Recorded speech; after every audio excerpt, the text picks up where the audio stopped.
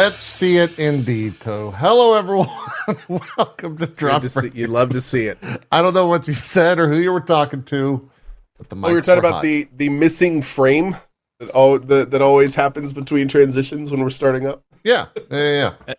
I'm confused. I thought I was supposed to be on the show with Co Carnage. Who is this guy? This is Super Saiyan Co. right here. Yeah. I get the more surface. I'm his bro Barnage from the West Coast. Wait, are you English though? No, he's a surfer, man. Bro. I don't think that's I think that's like a English Australian terrible accent. Regardless. I was gonna say the real old Shady. The real old Shady. Yeah, that could do it. Yeah, that could work. That could definitely. It's been a week.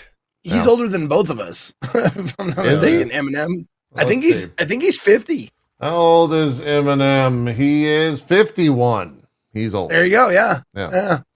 Got us beat by about 10 years. Hello, hi, welcome to Drop Frames. The clocks have changed, so we're like an hour early for European. When do their clocks change? You guys don't know this. I'm not. Who cares? Let's move forward. I think they're 2 weeks earlier than us, I think. So they did it like 2 weeks ago. So they've already changed. No. Chat's saying 31st of March. So I feel like we should just yell time zone and then just move on. Yeah, that's probably the appropriate thing. I thought this was supposed to be like... I thought the government was voting on this and we were going to scrap it. Did that not happen? Did Big Time lobby this or some shit? Like, what happened here? I'm not following the it got canned. It failed to pass. These motherfuckers. Yeah. I honestly thought like there's I think there's 1 or 2 states that don't do it. Yeah, but that's because they're silly states. And they adhere to their own. Isn't that like Arizona, like Nevada, or Nevada, Arizona, something like that? Yeah, Arizona, yeah, and Hawaii. There you go. They decided that banning TikTok was more important, so they're doing that instead. They are, TikTok's probably going to get banned. Yeah, there's a high likelihood. That's it. That is important that TikTok gets banned because.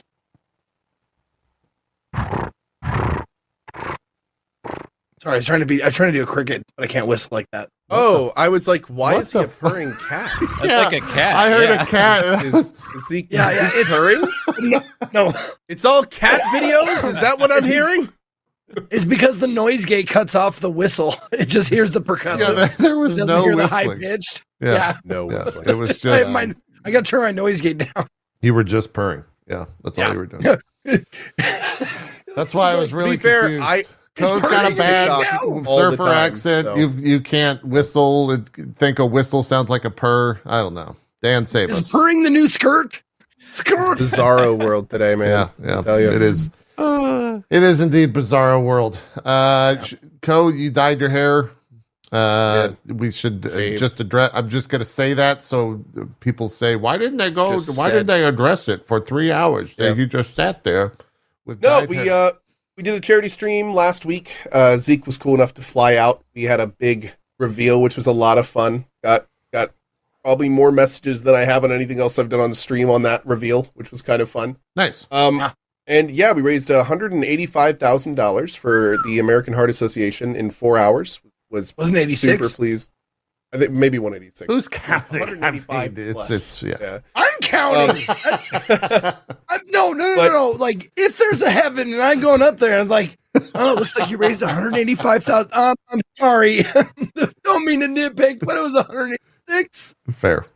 And then they're like, because that's good, because that actually kicks you right over the hell line, as we call it. Yeah. So welcome to heaven.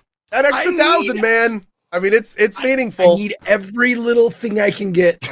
You know, everyone knows 185 is the hell line. Yeah, that's. I always wonder that because like hell is supposed to be eternal damnation. So it's like, and you know, there's like people that like barely don't make it to heaven. So it's like, what happens to those? Like, my Lord, talk about just a life of frustration. There's no. Hey, listen. Do they sell boosters? There's no barely. I know, right? Can you buy a DLC maybe or like a cosmetic pack that gets a little like you put it on and yeah. There's no I barely. don't know. Wouldn't It's either you're in or you're out. well? Kind of. Wouldn't It's like a club. What about purgatory? Oh, there's though? there's purgatory. Yeah. I thought purgatory was limbo. Purgatory's not a You real did- thing, though. Yeah, no. Well, here's the thing. I thought purgatory was where you went if you weren't committed to one of them yet. It doesn't mean that you barely made it either way. It's that you haven't been assigned, essentially. At least that's what I thought. Well, that's where all the unbaptized babies go. Is purgatory. Okay, you know what? And we're done. All right, that's... We were already skirting the lines of this conversation. And that was it. Okay, and we're done. Let's move. Okay. Forward. Leave it to Zeke to spike the ball every time. That's a great line. That's a great line. I like that. Well, like I'm gonna steal that. I think it would have been better if right after Zeke said that, just all three of us just kind of silently got up and walked off the cast. It wouldn't be the first time, and it won't be the last. That's true. That is true. That is also true. Yeah. Gotta maneuver that I'm mindset. walking off. Fuck this. I thought I was here on the show for that reason exactly. That's like in my contract. It's Maybe. like you go ahead and say the shit that we're thinking, but no one wants to say, so we don't get embarrassed. But you go ahead. I don't know if any of us were. I mean, maybe viewers were thinking I'm that. kidding. Maybe the viewers. Yeah. The three of us Meanwhile, don't. we get a glimpse at exactly how Zeke thinks today, which is interesting. Yeah, it sets the tone for the entire show. And really, that's where we're headed. It's going to be a dark one. Oh, I love it. I The love lady it. and I have been rewatching Doctor Who because we kind of stopped at the Capaldi Doctor and we never went any further than that. So Uh-huh. we're rewatching it and we're going back over it, and like when you said like a piece of my brain, like if you caught the whole thing, it would be like Doctor Who. Like there's so much bullshit in here. Like if you caught like what I'm really thinking in my head, your face would melt. Oh, like an Indiana Jones face melt? That it would be that Exactly. thing? Okay. Yes. You open my brain, it's like the Ark of the Covenant. It's just like, "Ah!" Yeah. I imagine your brain is handle like this. one of those filters in a bunker that's like barely holding on, and it's just like holding back so radioactive waste, and like it's gonna go any second. Fair. Or meanwhile, Zeke, that's Zeke's brain, and Zeke is like the guy putting the code in Lost, trying to keep it all trapped in. Oh, he's Like, John Locke. Ah. he's sitting there in the brain bunker, like trying to keep it all in with the code 4, every day. 9, 11, 13, 14. It's John Locke, yeah. Good references today. Good job. Oh yeah, man, that's good. Way to Why is go. DF an hour early? Because you're in the EU and you're an hour late. Yeah. Just classic EU. Classic E EU. Yeah. I love how multiple people in my chat immediately posted 4, 18, 15, 16, 23, 42. Like, It's a Pretty beloved impressive. show. Yeah, it's a beloved yeah, show. pretty impressive. It's a good Too one. bad the ending was terrible. Yeah, Speaking of we don't talk daylight about savings that. time, I told JP this. My We wife woke me don't up talk outside the show, chat. That's not. I don't. No, we do talk for about 5 minutes before the show, and that's enough for us. But no, we had our little 5-minute convo, and I said my wife woke me up this morning, and she goes, "Hey, I don't want you to be late for your show. It's daylight savings time today." And I look at the clock, and she goes, and it said 8 o'clock, and so that means it's 9 o'clock, and I'm like, I usually wake up at 9:30. Even with what you just did, you woke me up half an hour before I normally wake up. She's To just tell trying to me be that- helpful. Way to wake up on time. And then I stopped myself and I went, "Thank you. I love you." Yep. Just go back to sleep. It's the proper way to do it. It was a good effort. A+ Yeah. effort. Yeah, That's right. the proper way to do it. Didn't have a show last week. Video games have come out. A bunch of games have actually come out. Not that much like big news. The video game industry continues to shut down studios and fire people, and that's all happening now. PlayStation was one of those. I don't think we talked about that. I think it was Insomniac, Naughty Dog, the technology, creative, and supportive teams all had people that were impacted by the reduction in workforce. And they also shut down the PlayStation London studio in its entirety. as well as reductions in Gorilla and Fire Spite. That's that. Over at is this EA? No, Warner Brothers is the culprit for this one. They are removing / delisting all Adult Swim games, And not with the approval of the people that worked on them or made them. right. Yes, they as the publisher, they are delisting a large list of games. Some of these are no longer published by Adult Swim Games, so I think they're okay. It's kind of a little wishy-washy in terms of exactly what's going to happen. Duck Game is one of those. I know that will resonate with a lot of folk who... That was actually big on Twitch for a while. Yeah, that'll We're resonate with getting a lot like of a people. Duck Game promo package Yep. years and years ago. Rick and Morty Virtual Reality. I think you played that, didn't you, Zeke? That's being delisted. Oh, the VR Rick and Morty. Yeah. Or one of them. Oh, I think damn. there was multiple VRs. Were there? Yeah, I didn't do the virtual reality. I did a different one. Yeah. There's a lot. The full list, at least that I'm looking at, is on delistedgames.com. Well, a personal friend that I've met through Twitch, one Mr. Bean, was tweeting about it, about his Sound Dodger and that kind of stuff being delisted and stuff, and they're going to take away all of, like, he can list it again, but that means he's starting from zero, meaning like all the reviews, all the forum discussions, like fucking everything that was associated with their Steam page is going to be gone, and he has to start from zero again. And that's shitty. That sucks ass. Yeah. That sucks. Yeah. Yeah, not good. A hugely unnecessary negative hit. Yeah, That's the big thing. did they exactly say why this was happening? All I know is, for sure, that games on Steam can change publishers without it tanking Steam thing. Like that has definitely happened. So I don't know why they couldn't just remove a publisher from a game and then let it maintain its Steam thing. Very strange. Are you looking up like why they're delisting, like what the Yes. reason is? Yeah, Okay. yeah. What were we gonna say, Dan? This is also the same publisher that decided that since Hogwarts Legacy, a single player game, did so well, and Suicide Squad did so badly, Yes. that they're going to double down on the Suicide Squad type of game with free to play and live service. Yeah, we'll get to that. That's the next news story because that is also just silly. The full thing here. It was we asked Warner Brothers. We asked that Warner Brothers simply transfer the game to our Steam publisher account so that it could stay active. But so far, they have said no, with the reason being that they made the universal decision not to transfer the games back to the original studios and do not have the resources to do so. Wow, that's a like box corporate answer. We don't have the resources to give you your stuff back. Yeah, that's not good.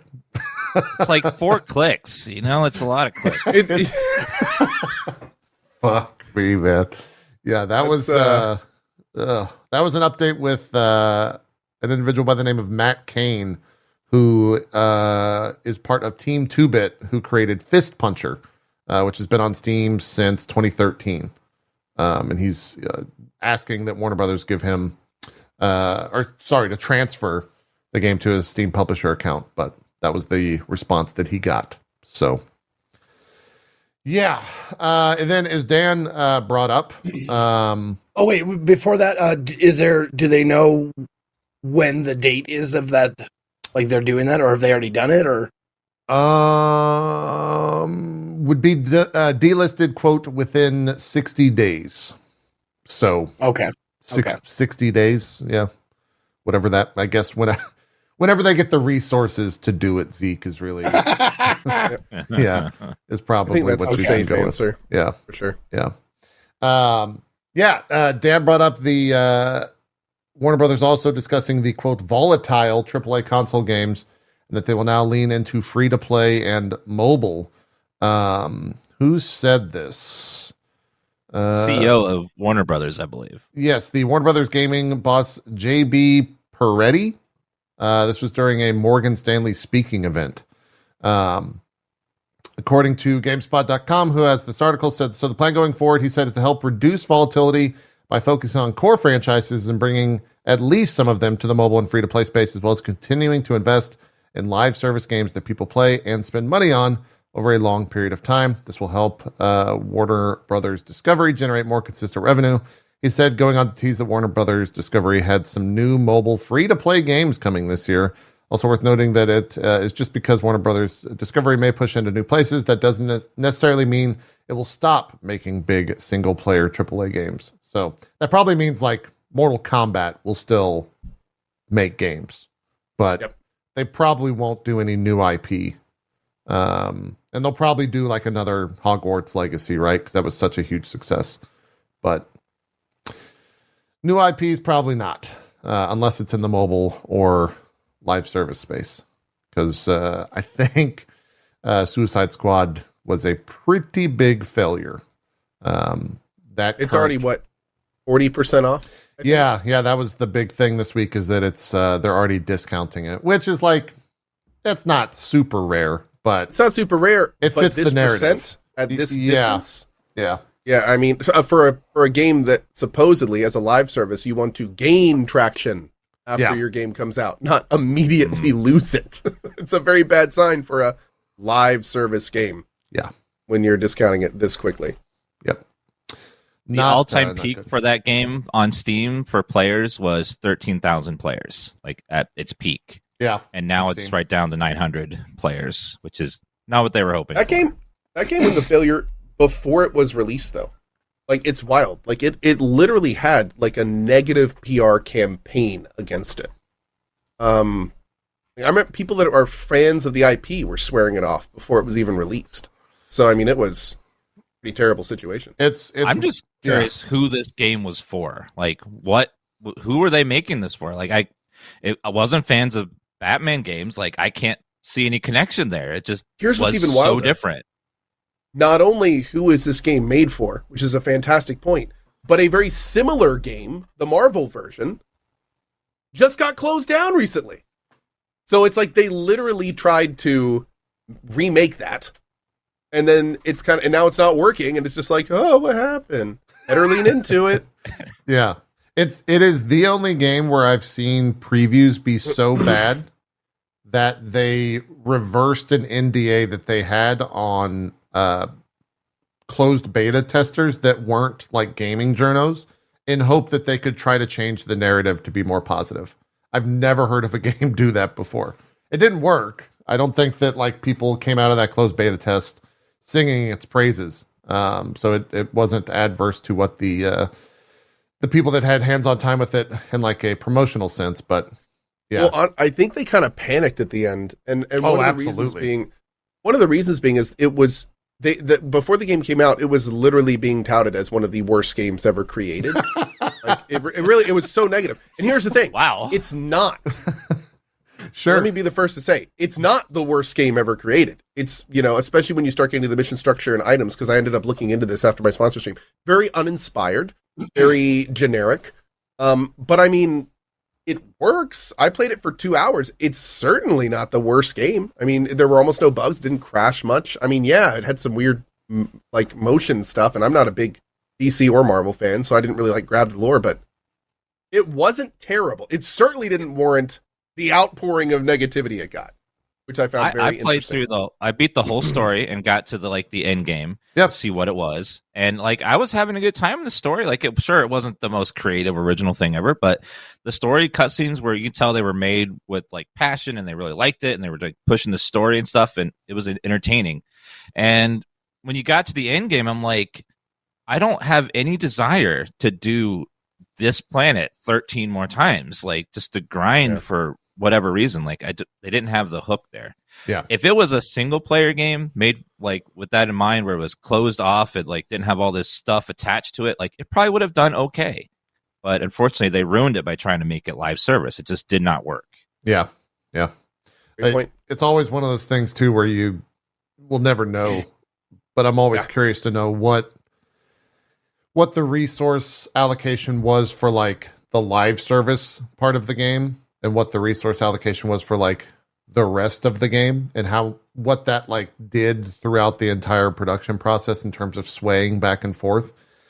We'll never know that information, but it would be so interesting to see that kind of shift from time to time. Also, the candid opinion of the team as they saw like the monetization stuff get in, and when they realized that all the work they were doing in the art and animation and VO and all that stuff was in this kind of like weirdly whitewashed, just random live service product instead of like something special and cool. Yeah, I can only imagine, man. Wow, that's an amazing armor you created. We're going to take that out of the game and put it into a paid service. That that has to have happened, right? Like that definitely happens to devs. I wonder if that's is that like a badge of honor, but it like stings a little bit when they put it on you, where like you created something so good that they want to charge extra for it. Oh man, I don't know. I've never spoken with artists on that. I used to know a guy who told me who kind of worked sidelines on this stuff. He was a technical artist though. He didn't actually do the artwork. He did like the back end stuff to kind of put it all together and make sure for the characters and things. And he told me a joke that to this day I was like, I haven't spoken to him in years, but the last time I talked to him, even to that point, I could never suss out if it was true or not. Because he kept on telling me like, I couldn't really tell you if it was, that kind of thing. What he said was in his profession, what they would do is, and he worked, I think it was at EA at the time, they would get they would have a set of things they needed to make, gloves, boots, whatever. And they needed, 7 of them. And they already knew beforehand how many were going to be DLC. And they would make their art. And then what they would do is they would workshop that on which players liked the most. And those would be the DLC items. Every time. Like, that's how they figured out what their DLC stuff was a lot of times. Yeah. Or they would purposely tell people, like, make sure this doesn't look that good. Like, save that, like, make, and they would basically, like, tell the art. They'd even send art back saying that looks too good. Like, save that for this set, which we're going to be charging for and stuff. Like, we don't want that to look, we want players to want this. Don't make that look too good. It's just like, some of the stories he told me were just, oh yeah. That does not surprise me in the slightest. Yeah. Yeah. And that sounds, unfortunately, that sounds completely normal. Funny enough, the reason that we were having that conversation, because we were talking about the artists, and he said it puts them in such weird positions because they want to, of course, make their best work all the time, but they're being told, like, don't do that. Like, don't make that look quite that cool. Don't make that look quite that good. Like, we need a more muted aesthetic. And they're just like, okay, let me go back to that model I worked an hour on and make it look worse. Yeah, let me shitty it up a little bit. Let's just Great feedback. Thanks. Glad I did that. Yeah. I love that term. Like, could you go shitty that up a little bit? Just shitty it up, man. Let's go shitty it up a little bit. That's the technical term. Yeah. Yeah, that's the business logo or lingo jargon. Yeah. The other. So I heard that. Well, not heard, but like I saw shitification. Two people said that back to back. I'm sorry. The inshitification. I saw like some stats from the Suicide Squad game and stuff like that, and they were comparing it to like other like DC. Like mostly like Batman like stuff, and as far as how well received they were, is directly correlated to how few writers like the game had. Like the more writers, the less well received it is. Like the first Batman game had like 2 writers, and the second Batman game had like 3, and then they added more. Yeah. So I there's something to be said about too many cooks in the kitchen. Well, it's the whole like design by committee approach that people are shitting on these days. Maybe rightfully so, because regardless of if it's I think the argument is regardless of if it's a good or bad vision, it's a clear vision, right? And like it is not a cluttered story. Yeah, it's not. You don't have 30 people trying to chip away at something. It's like it's this, and that's the way it's going to be type deal, regardless of good or bad. So. Yeah, you see a lot of that in kind of every medium these days, unfortunately. The other last bit of, I guess, news kind of around Warner Brothers Discovery is they purchased Rooster Teeth, I think about a decade ago, maybe a little bit. I forgot exactly when. Anyways, they're shutting it down. Rooster Teeth is shutting down after 21 years. It's been kind of a staple, I would say, of internet culture. I mean, red versus blue is like such a big deal for like online content creation, and what that is, and what that represented. They also had, I think, a show called, I think it's pronounced Ruby, which is like their anime, and then also a RWBY or whatever, yeah, right? RWBY, yeah. And then they also had something called Genlock, which was Michael B. Jordan's animated mecha series. I don't know if that had come out yet or if that was still in the process. Heard of that at all? Yeah. They also have the Roost podcast network, which has a ton of different podcasts tied to that, as well as, is it 100? Yeah, approximately 150 full-time employees, and dozens of contractors and content creators out of work as well. I did not realize that was a 150 people strong company. Jeez. Yeah, they at one point, I think they had 400 at like peak. Yeah, at one point, this is Variety.com reporting this. At one point, Rooster Teeth staff had ballooned to a head count of more than 400. So they definitely blew up for sure. Most of the, well, I shouldn't say most. I know some of the like original founders had already left the company a while back. Not that means anything, just for the statistic of it. But yeah, they're shutting it down. There's a full memo to the staff if you want to read it, from the 6th. I think they also did a stream recently. Are they doing any type of like relocation thing, or are they just basically saying like, okay, you're all fired? Thanks. Let's see if it says in this this memo to staff. Blah blah blah. So our announced shutting down to the challenges facing digital media, resulting from fundamental shifts in consumer behavior and monetization across platforms, advertising, and patronage. Please note the Roost team is not currently impacted by this action. The Roost Podcast Network will continue operating and fulfilling its obligations while WBD evaluates outside interest in acquiring this growing assets. In the coming days and week, we'll have many questions and answers, and the opportunity to work together to implement the best way to wind things down for us and our community. We're working through what comes next in real time. We'll be as open, direct, and accessible as possible. Thank you all in advance for your patience and support of one another. Then that's it. Let's take a moment to celebrate our 21-year contribution to the zeitgeist, advancing creativity and outlasting many of our peers from the early days of online video and digital-first content. That's kind of a shitty statement. Guys, we outlasted everyone else. We're still shutting down. We outlasted them all, right? We had a good run. Right, guys? All right. I'm going to go to my yacht. Hopefully. Warner Brothers is having one hell of a week. This is like a TikTok video where like they fall down the stairs and they bump their head on the wall and they smack into something else. Like they keep falling and hitting on the way down. This is one hell of a bad PR week for them. Yeah, they're getting it all out. All this in a row. They're getting it all out, I guess. Yeah, that's, I don't have anything else to say on the Rooster Teeth closure. But for me, the biggest, like, I guess, known property that Rooster Teeth had was Red vs. Blue. Like I used to watch that religiously. It's responsible for so much of my Halo fandom, I think, in the early days.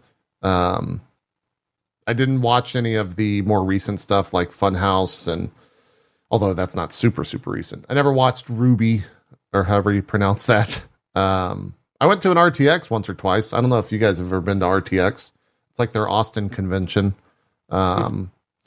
I always walked around that thing because it was so fucking big. Like, how did this make money?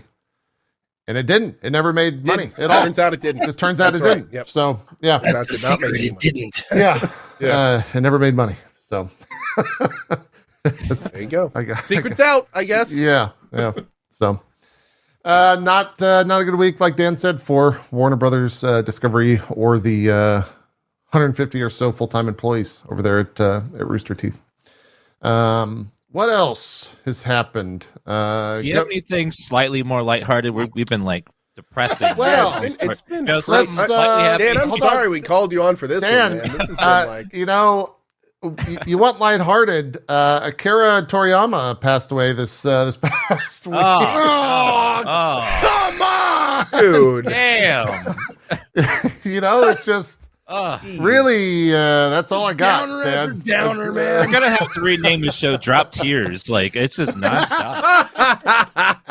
Oh man. Yeah, I you know, we're not a show that talks about anime or anything, but it's kind of wild when you think about Toriyama and like how influential he was in so many different genres on like so many just grandiose levels. Just honestly, the entertainment as a whole. Yeah, It's wild. There becomes a point when you become so well known in your chosen medium, be it film or animation or whatever it is, that you become cultural. I feel like Kojima is a good example of that. Yeah, and he definitely had attained that status. absolutely. Yeah. Responsible for all the art and Chrono Trigger, Dragon Quest. I mean, he drew pretty much every he created the slime in Dragon Quest, which is one of the most well-known monsters in video games. Obviously, Dragon Ball Z is one of the biggest things, I think, for pretty much every single person watching this knows who Goku is, right? Like, I would be very surprised if someone's like, I don't know what a Saiyan is. I don't know what even if you never watched the show. I'm sorry, what's a Goka? Yeah, what's a Goka? The thing I saw going around a lot, that was like the people I think were using to like resonate with people not aware of who Akira Toriyama was. When Dragon Ball episodes would come out in Mexico, the cartels, it was actually reported and studied that violence would drop significantly because the cartels would watch the Dragon Ball on those days. And that's not like a meme. That's like, it's like been studied. How good his show. That's how good his stuff was. That's It how was like amazing. big it was in Mexico and Latin America. It's massive. It just worldwide.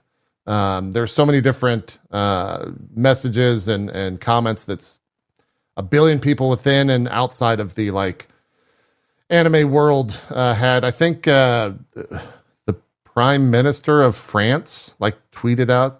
Is it Prime Minister? I don't know what type of government they have over there. King, the King of France. Let's go with that. He had like a hand-drawn Dragon Ball thing that he had signed that he tweeted out. The president. Okay, there you go. Yeah, I don't know what your government is. Sorry. Yeah, it's a huge deal. It was. I didn't expect it. overseer. Overseer. Overlord, overseer, same thing. Overseer Lord Macron. Emperor. Lord Emperor Macron. I think it's God the hors Emperor d'oeuvre Macron. of France. Yeah. So it sucked. I think I watched Dragon Ball every day after school on old Toonami. I love those 4 frames. Yeah, that was sick. You know, you get home and watch 30 minutes, you get upset. Nothing fucking happened. And then you do Not it again. a damn thing. Literally just showed 5 people, and every single time it was just 2 different frames with their mouth open that would just go as the person screamed. And it And I was loved sick. it. It was so awesome. It was fucking so awesome. good. Yeah, So good. it was badass. It was good. It did make it so when Never something actually seen- happened in an episode, it was like, oh, he actually fired his thing off. Yeah, Whoa! Like it became like a moment. You want to call your friends and tell them. absolutely. Yeah. Burger I've never says- seen a single episode of Dragon Ball. Really? Sorry. Yeah. I don't know. Not because I'm obstinate against it. It missed me. Yeah. I don't know how, but it just yeah. But you know who what a Super Saiyan is. You know what a Goku You know what a Goka is, right? I know what Super Saiyan is. It's when you go like ballistic, right? Where you're like, "Rah!" Like, And then this happens. Well, Zeke, it's when the power level. Yeah, and then your hair goes blonde. Yeah, like Co. right. Okay. Yeah. But I know I I tried know these watching it. names. These are names that I know. I know, Goku and Vegeta. Like I know these names. Yeah. I can't. if you told me to put a name with a face, I couldn't do it. Yeah. I'm the same as That's you, fair. Zeke. Like, I tried to watch, but like if you watch in the middle of the show, like I have no idea what's happening. I don't know who people are. It's really like I would have to start at the beginning and like go through because I tried to watch it so many times, but I couldn't. I just couldn't understand what was happening most of the time. Yeah. It would be I don't know if it would hit the same way that it did as like a teenage kid. When it came, the funny thing is that Dragon Ball for so many nerds became a like pathway or gateway to go to the gym because they wanted to get ripped like fucking all the Super Saiyans. There's so many people that I know that just like, yeah, I started working out because Dragon Ball, right? Like that's why. And then even outside of that, I think we can all, Chrono Trigger is probably in the top 5 for all of us in terms of just some sort of list, best, most influential, fondest game, whatever you want to put in there, right? Like he's one of the big 3 of that, and created all the characters for it. So, and Dragon Quest as well. Without Dragon Quest, JRPGs wouldn't really exist in the form that they are. And he's responsible for all the art there. I'm playing a game like a Dragon Infinite Wealth that is wildly and overtly inspired by Dragon Quest. They even say it many times. Yeah. Yeah. So a very, very tragic news with Toriyama passing away. And also How old was he? He was young and it wasn't something that was expected, as well. It kind of came out of nowhere. He was 68. 68. Yeah. That's Oh man. And were they public about the reason? They were. I want to make sure I get it correct. A acute subdural hematoma. So likely he hit his head on something. I mean that's essentially what that is. Yeah. Bummer, man. Yeah. That could have been a lot of things. Yeah. Just kind of seems like it came out of nowhere. Wasn't expected.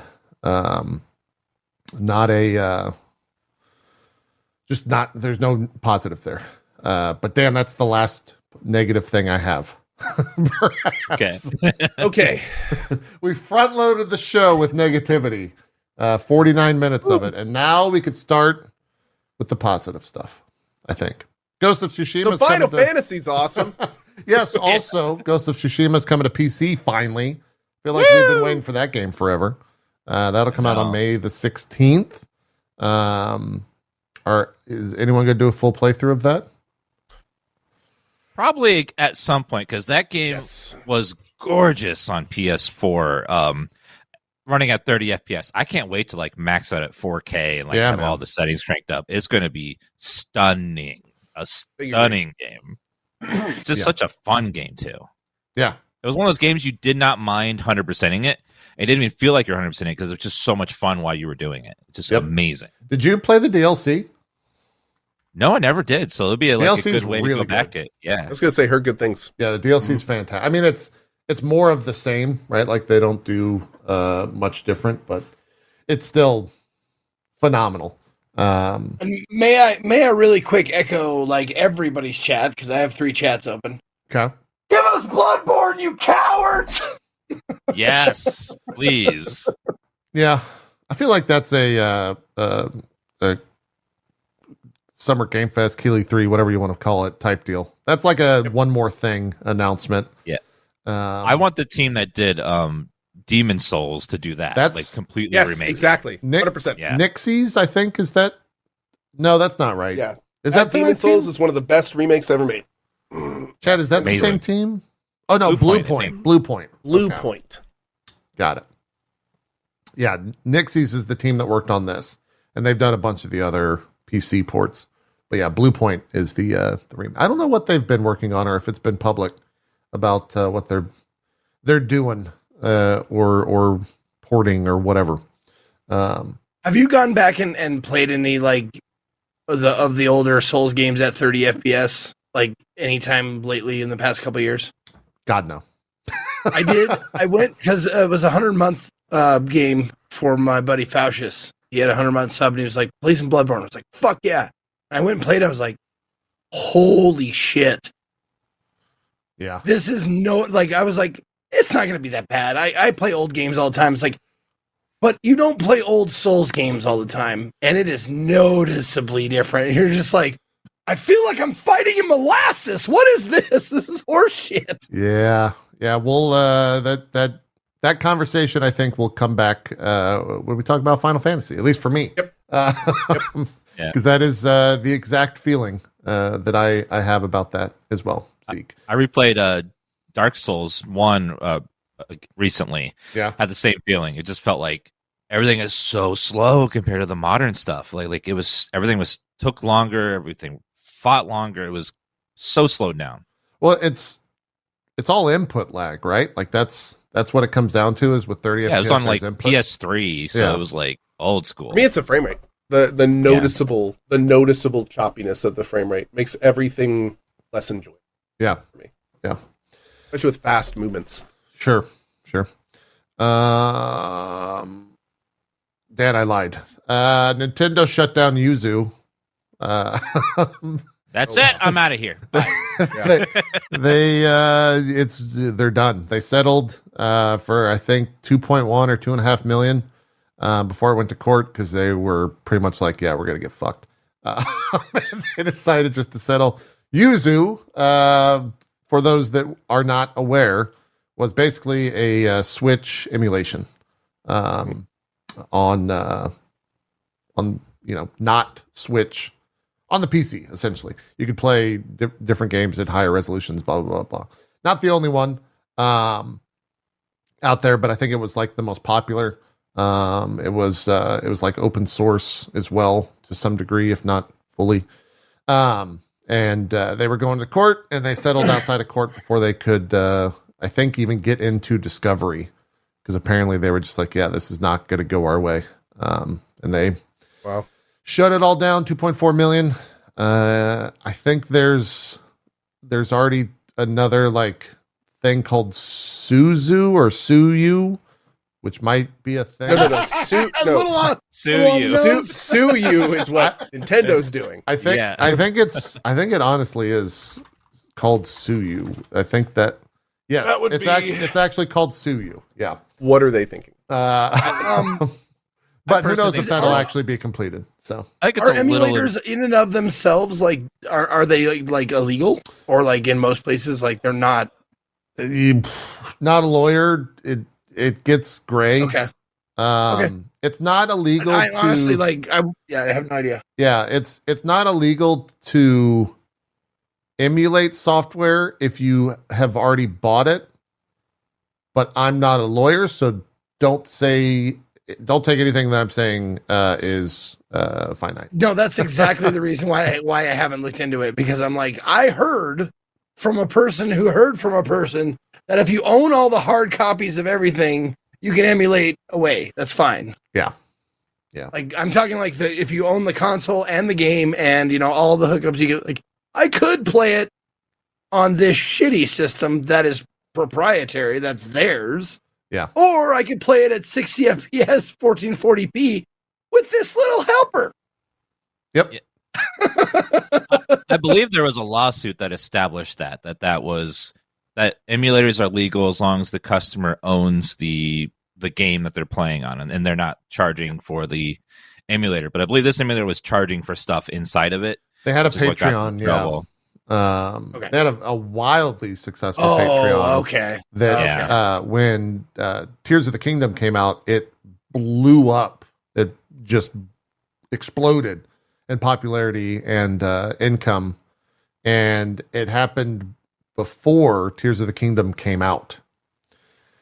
So yeah, that'll do it. Nintendo was probably like, "What the fuck?"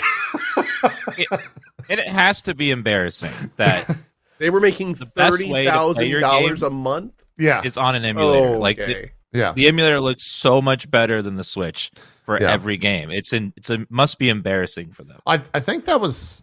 I want to say that was part of the lawsuit. Is that before the game came out, there was so much footage of it running on Yuzu that people were upset that they were buying the product.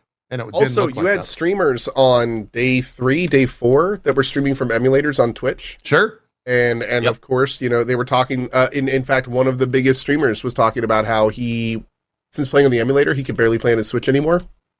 So like it became a big thing. Yeah, for sure. Yeah. Well, I just got my Switch. I have it over here, and I just got it out, and I just want to confirm. Yep, still shitty. Absolutely. Oh, it is years behind anything that's out today. Like literally, it's terrible. Hey, I heard from someone on a Reddit post that any day now the Switch 2 is getting announced. Any day, like articles and stuff's gonna happen. The tech rumors, I think, are now. It's been pushed back to early 2025, but sooner than later. Okay. We'll see. We'll see what happens. What else? Good news, JP. Good news. Yeah. Is there any good news? I mean, you guys want to read the open letter from Twitch CEO Dan Clancy about... Is that going to be good news, though? About 2024 and their plans for it? I don't know if it's good news. It's not bad news. It's just... I actually haven't seen it. When did it come out?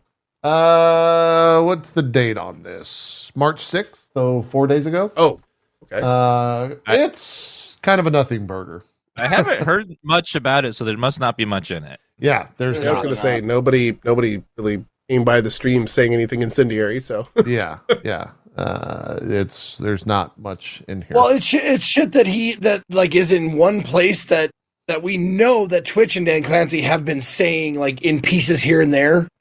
It's as far as what I've read of it, it's like, hey, collaboration is the thing. Yeah. How about guest star? And you're just like, man, you are slamming, you're banging that Zeke, drum. it's not called guest star anymore. It's called stream together. My bad. It's streamed together, Zeke. God. I'll send you the copy of that memo, Zeke. Yeah. But that's the thing. Like for people who are getting started on Twitch, up and coming, whatever you want to call them, like sure, that's great. But like for people like us that have been doing this a while, it's just like there's nothing in there for us. Like we figured that shit out long ago and figured out what we wanted. Yeah. And a lot of times, like for us, collaboration is fun for a little, like for every once in a while. But like for the most part, it's like this is my channel. I do my thing. You know? Yeah. When you play with a big group of people, it can feel like overcooked or keep bumping into each other and like so it's nice to have like a collabs and solo content. Yeah. Well, and also I'm sure it's the same for you guys. Like I feel like every like after and during every like collab like anything, I have to like mute myself to everybody that I'm playing with and go, hey guys, sorry about the low interaction, but I'm talking to these guys who are in the game when I normally would be talking to you, which is kind of like a lot of the reason people come out is so the streamer interacts with you. Here's the big thing, though, and this is one of the reasons that I very rarely do collabing, and when I do, it's with people that either know exactly how my stream is, or they're extremely chill streamers themselves and just kind of get it. And that is, when you're streaming collab, if you are an interactive streamer, that is akin to having two conversations going on at once with people that can't hear each other, that are both focused on you. And that is a very weird and uncomfortable position to be in, because you want to interact with both of them. And what that constantly means is that you have two different people talking and they can't hear each other. So like if you're collabing with somebody, let's say I'm playing with Zeke and Zeke starts talking to me in my headset while I have him muted or myself muted to him and I'm responding to someone in chat, that means that I'm not hearing him. I have to stop my thought to chat. I have to unmute that, finish chat, respond to that, go back to chat, see if that's still what I'm responding to. It's so unnecessarily annoying, and it makes the stream disjointed. That's the worst part. Watching a stream like that, as I have many times, it's weird because you can tell the person is like trying to deal with like trying to spin multiple plates and it doesn't feel good. Now it's fine if the streamers and collabers just ignore chat or only respond to like one or two word things every few minutes. Yeah. But like when you're with somebody who talks to your chat a lot, it starts to feel weird, especially when people are saying things you want to respond to. When you can't respond to them, when you can't talk to them. And it's just, unless you're co-op with somebody who is very understanding of that, then it's just strange. Yeah. It's not a normal. fun situation. And to, I think, expand on what you're saying, it also comes down to your audience expects you to interact with them, where other streamers' audience who do collab a shit ton don't expect that interaction. And so, yeah. And it makes it even weirder when you collab with people who normally just do a lot of collabing, because then they're expecting you to talk more to them or to focus on them, which is totally understandable. That's when you hang out with somebody. Yeah. Expected you hang out with them, right? But that, again, kind of throws the whole thing on its head when you're an interactive streamer. So, yeah.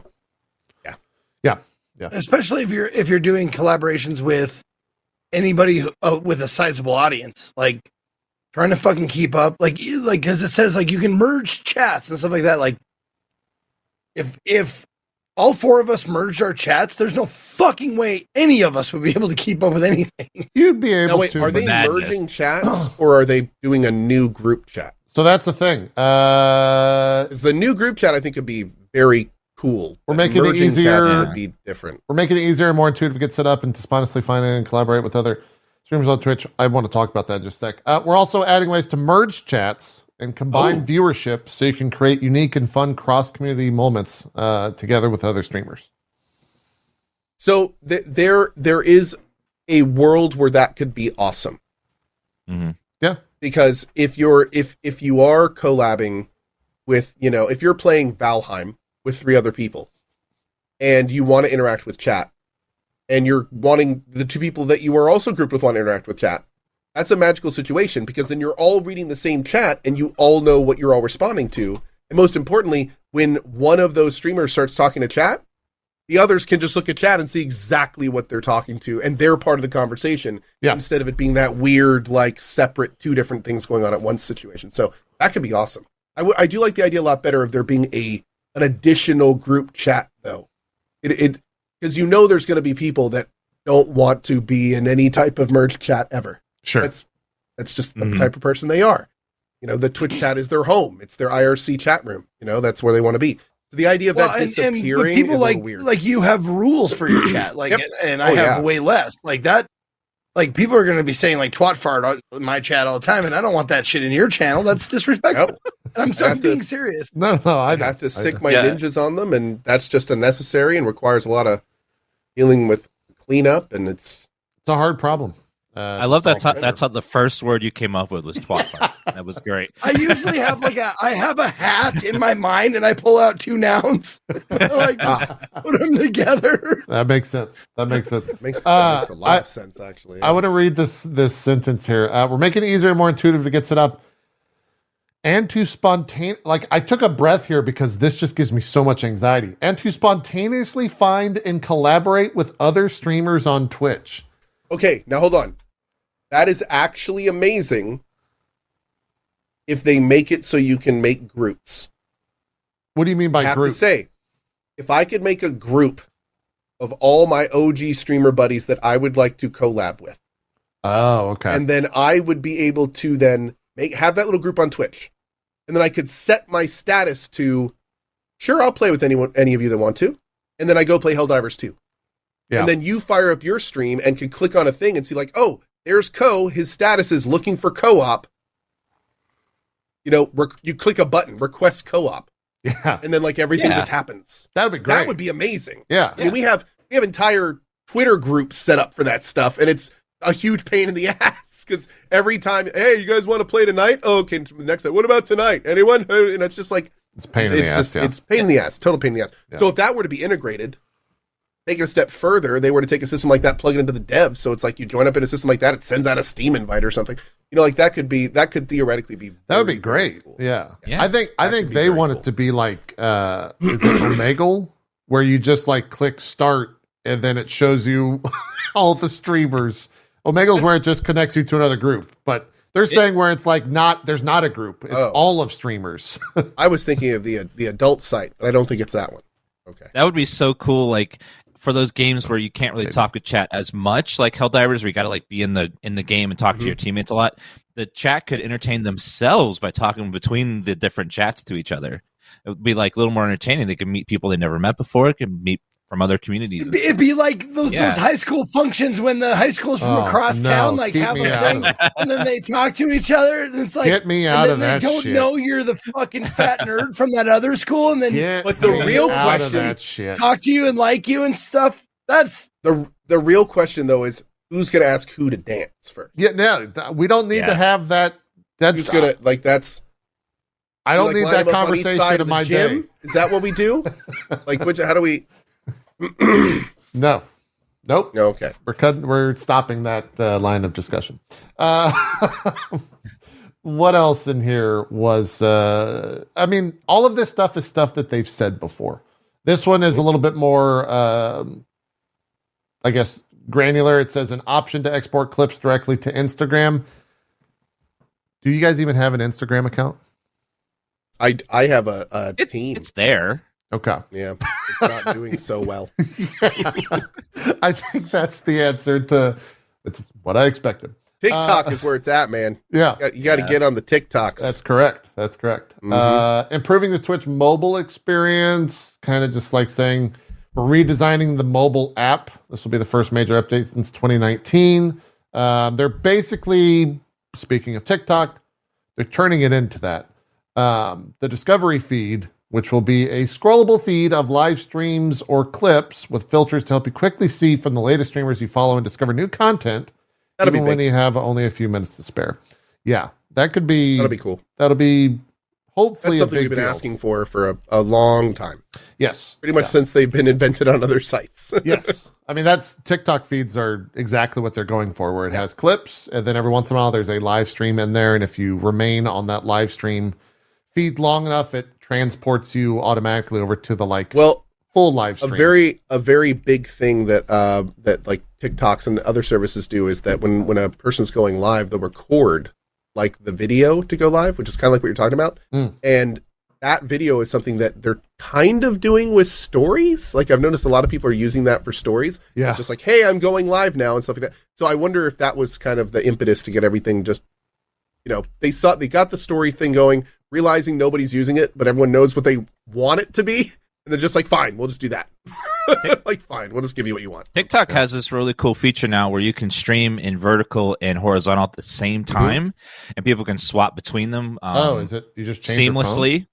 Like you just press a button and it switches between you're basically streaming twice, but it just counts it as one stream. Nice. It'd be nice if Twitch would allow you to stream vertical for like the mobile app, and then like people want to go horizontal, they can. Yeah. That would be really nice to put those streams into the feed that they have going on. Yeah. Dude, the more options, the better. No question. Absolutely. We want to make it easier for viewers to support their favorite streamers on mobile. To do this, we're rebuilding the way users can purchase subscriptions, gifts, and bits to create a better experience on mobile devices.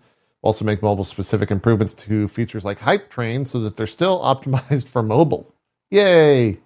This another one day we'll get custom emotes in Hype Train. One day. Zeke, this might apply to you. You were talking about how it needs to apply to the old guard. Finally, one of our mod tools have been available on desktop only. A real limitation to keeping your community safe. Our mod tool should be flexible, easy to use, and move with you. Later this year, we'll plan to roll out mobile mod view to iOS, which will make it easier to mod from wherever you are. My mods don't do shit, dude. Okay, all right. They do exactly as much work as I pay them for, which is nothing. Fair enough. Helping you make more money. With past year, we made a number of changes to help you make more money on Twitch. We launched the recently expanded Plus program to give qualifying streamers higher revenue shares, which helped triple the number of streamers earning premium revenue shares. We also made the ads and Citrus program more flexible and easier to manage, and created new display ad formats and improved tooling to make the ads experience less disruptive. We've created a sustainable and transparent framework for streamer compensation that will expand upon this in 2024 to help you reach your goals. I really wish they were more transparent with this stuff. Specifically, what? Specifically, they say helping you make more money. Sure. Over the past year, we've made a number of changes to help you make more money on Twitch. Yeah, they've also made some significant changes that's going to reduce our income. Yeah. And there's a chance that what they've done to reduce it could counteract like significantly everything in that paragraph. Yeah. To not even like mention that or talk about it, like that section should have been, helping us balance money income or something. Like be transparent with the community. Don't just lie and say that you're giving us more money. No, you're taking money and you're also giving money. Yeah. But be open with us. Make this a journey that we're a part of instead of the recipient of, your goodwill from Faceless Corporation 01. Right. I'm going to give you $10, but I'm going to take 20 from you. It's so disingenuous to do stuff like this and not mention the fact that they're also, taking hundreds of thousands of dollars from their streamers with the stuff that they're changing with the Prime program and all sorts of other stuff. So, this is one of those failures of PR that's very unfortunate with Twitch. I mean, we've had conversations. I've had multiple conversations with a ton of different streamers. Like, when all those changes come in June, it's most likely going to be a pretty significant income drop across the board. Even in the best case, Prime subs are dropping by $0.25 a piece. Yeah. And think about, and that's in the best case, let alone, I mean, in many cases, they're dropping by $1 or more. And Prime subs are the majority of streamers' income. So it's kind of like, this is going to be a huge hit across the board. Possibly there's a lot of millions streamers. dollars. Yeah. They hit that goddamn button. Oh yeah, they made that button harder to find now. It's under Wait, like really? Couch the Prime button. It's like under 2 additional clicks. When you go to like, I forget. I think it's like subscribe to the channel, and then it pops up, and it's like $4.99, and then there's a drop down or something to use Prime.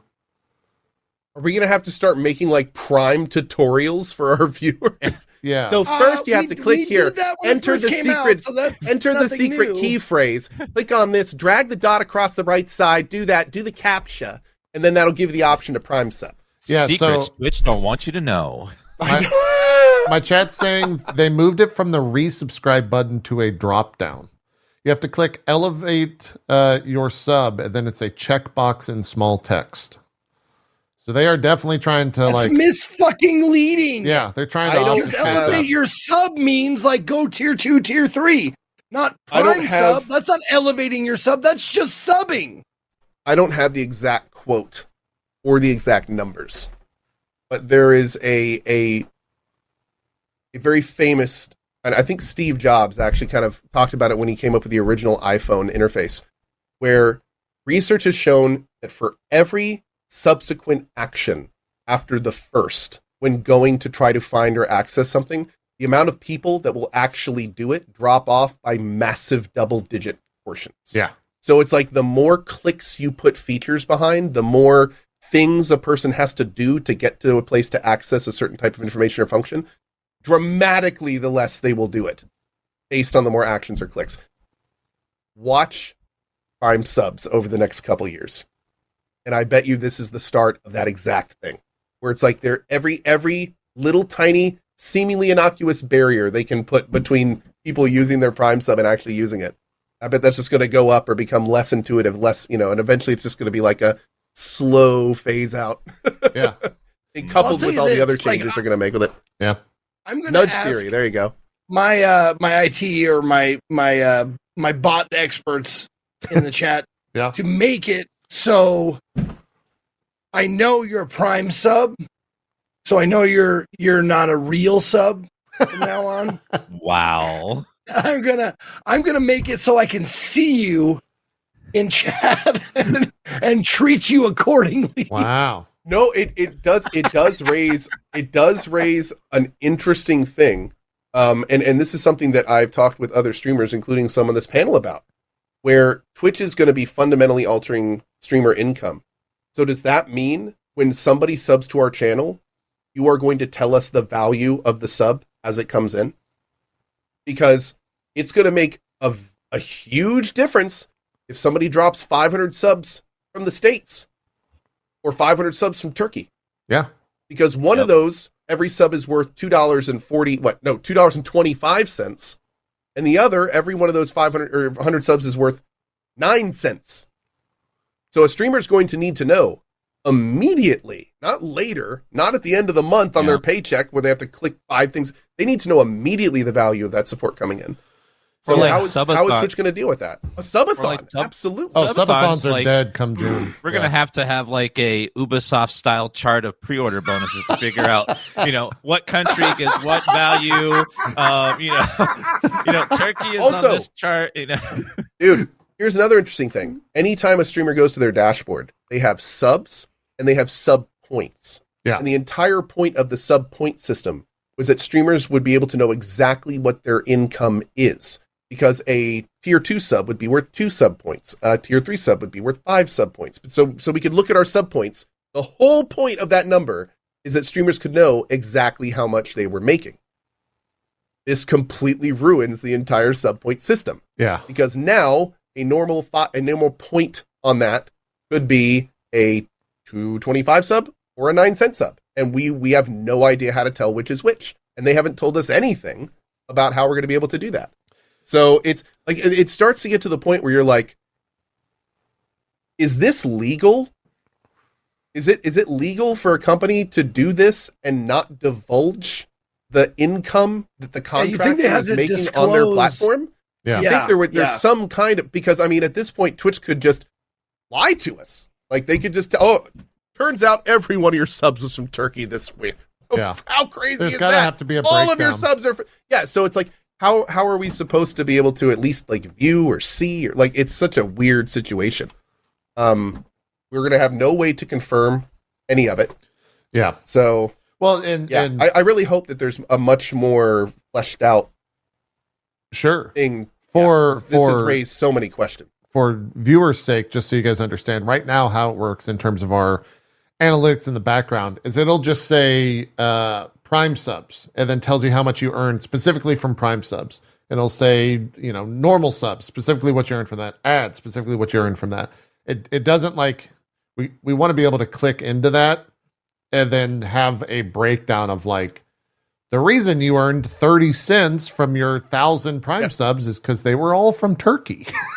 and just for the record, we have nothing against Turkey. They just happen to be the most cheap we pick on Turkey because they're the cheapest we pick on Turkey because they're the cheapest sub. And it's delicious. But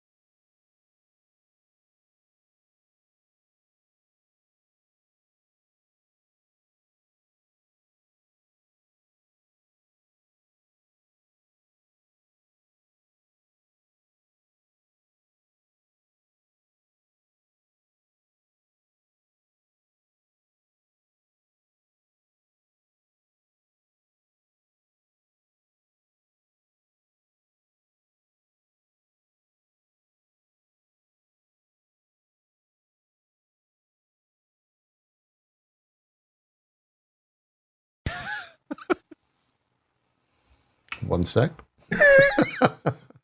Why can't they hear me? Okay.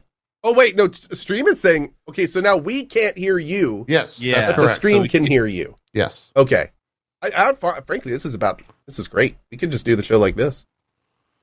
I see what you're saying. Now I can finally tell JP what I really think. Better. There we go. There you Okay, go. we can hear you. We can hear you. You're back. You're back. We're good. Cat? hold on. We're back. Yay. Check. Did a cat chew through something? Is that Now we're better? echoing. Now there's a double echo No, there was double me. according to chat. And now you're gone. We cannot hear you anymore. Son of a. Aren't audio problems just the best? Especially when they happen Amazing. live during the show. Yeah, it's great. Oh my god, dude. I feel so bad for JP. We've all been there. We've all been there. And the best part was, what started this was absolutely nothing. Just sitting there, and all of a sudden it stopped working. So there's nothing you can troubleshoot. It just stopped.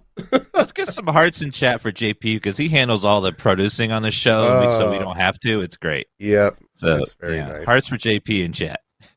Mm-hmm. If it wasn't for someone else doing it, I would just play games all the time. Is that better? I think we're fixed. We hear you. I think we're fixed. Okay. Yeah. All right. Yeah, Dan, your fucking dad joke about turkey killed the audio. So I'm sorry.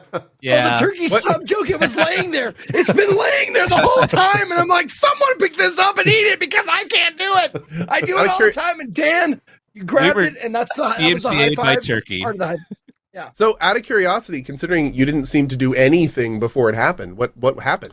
I think the Rodecaster Pro just blipped, and so I just rebooted it and then killed the audio device going to you guys and added a new audio device real quick.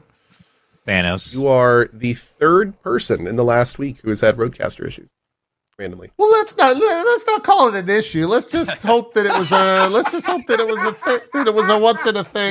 You were the third person this week whose Rodecaster started to die on them. Don't you put this hurt on me? Yeah, it's terrible. Worst part is you can't drop in a new one, and it's horrible. Yo, the worst part is I'm not going to make enough money because Twitch is taking it from me because we're not going to know what the Prime subs are worth, so I can't buy a new mixer. It's fucking unbelievable. Anyways, for you. Yeah. Make more money, JP. God. I know. This was also another weird thing. This whole thing was very strange to me, ultimately. In 2023, we built channel skins, sponsored discount subs, host, read ads, and more. We got great feedback on our pilot sponsorship activations from both brands and streamers. In 2024, our focus is on expanding the number of brands we are working with and bringing new sponsorship opportunities to more streamers. I feel like the sponsored streams from Twitch, granted, maybe we're not the target demographic to get said sponsored streams from Twitch. I think those have just died down completely. I never saw any of those. You never saw any of them? I was actually on the lookout for them. I never saw one. I just got one last week, but it was my first one in a year and a half. And it was much lower rate than it used to be. Oh, so real quick, the new show on Hulu, the Shogun show. Oh.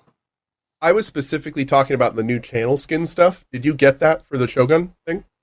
No, they didn't do that, surprisingly. I thought they would have. I saw it once on Soda Poppin' stream.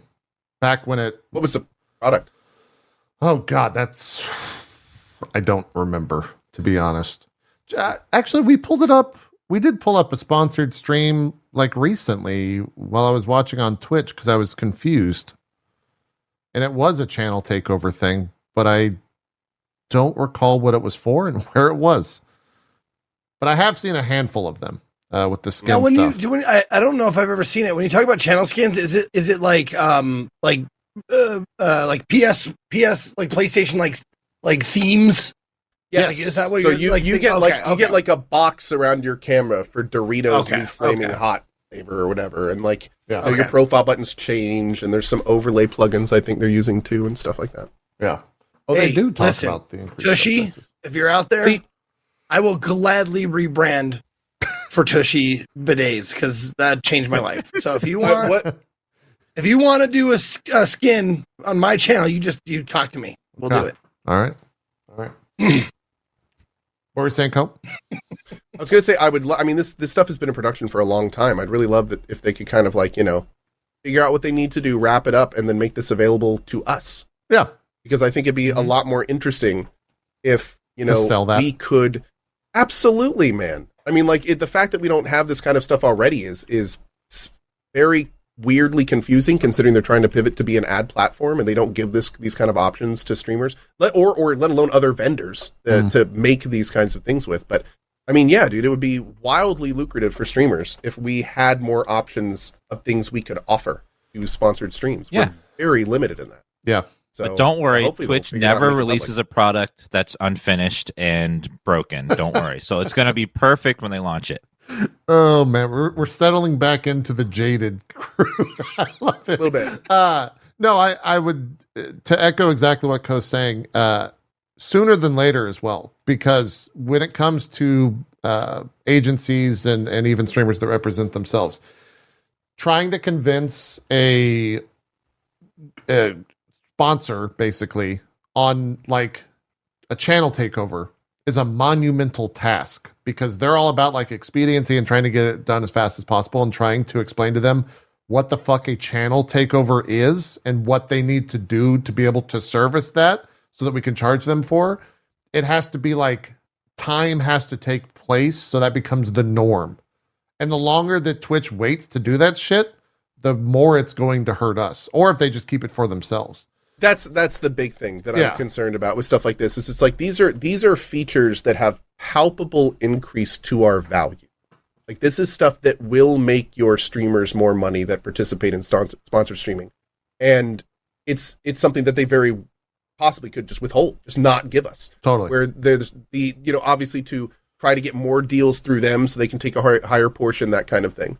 But yeah, there's more than a handful of things where it's like, if we had access to that, things would be much better, but you're making money by not doing that. Yeah. And I just kind of hope we see, especially if they're going to keep moving towards this more ad platformy thing that we've been seeing in the last like 3 to 5 years. This is where they should be thinking, like, let's let our streamers participate in this journey we're on. Yeah. The reason I bring up everything that I said in terms of it takes sponsors time to adapt to that stuff.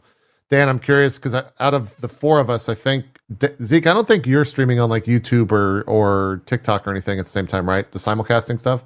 I know Dan has. Have you? Feel free to say you don't want to discuss this here. I totally get that. When it comes to sponsors, I've pitched the other day. I don't want to discuss this. Okay, all right, let's get. I'm kidding. No, I'll say like, yeah. So we stream on multiple platforms, not just Twitch. Are you guys interested in also being sponsored over there? And the response so far for 3 months has been, no, we don't. Well, yeah. Thanks for the information. Yeah, nobody has any way to. They don't know what it is. Yeah, they don't know like how to do any of it. They don't know how to like factor it in. Also, JP, real talk. If you ever do take a sponsorship and you ask them that stuff, you need to be like thinking about if you're actually going to multi-stream after asking that question. What do you mean? Because I've definitely heard from somebody in PR where they literally told me, no, we don't pay for streaming on other platforms because everyone's just going to do it anyway right now.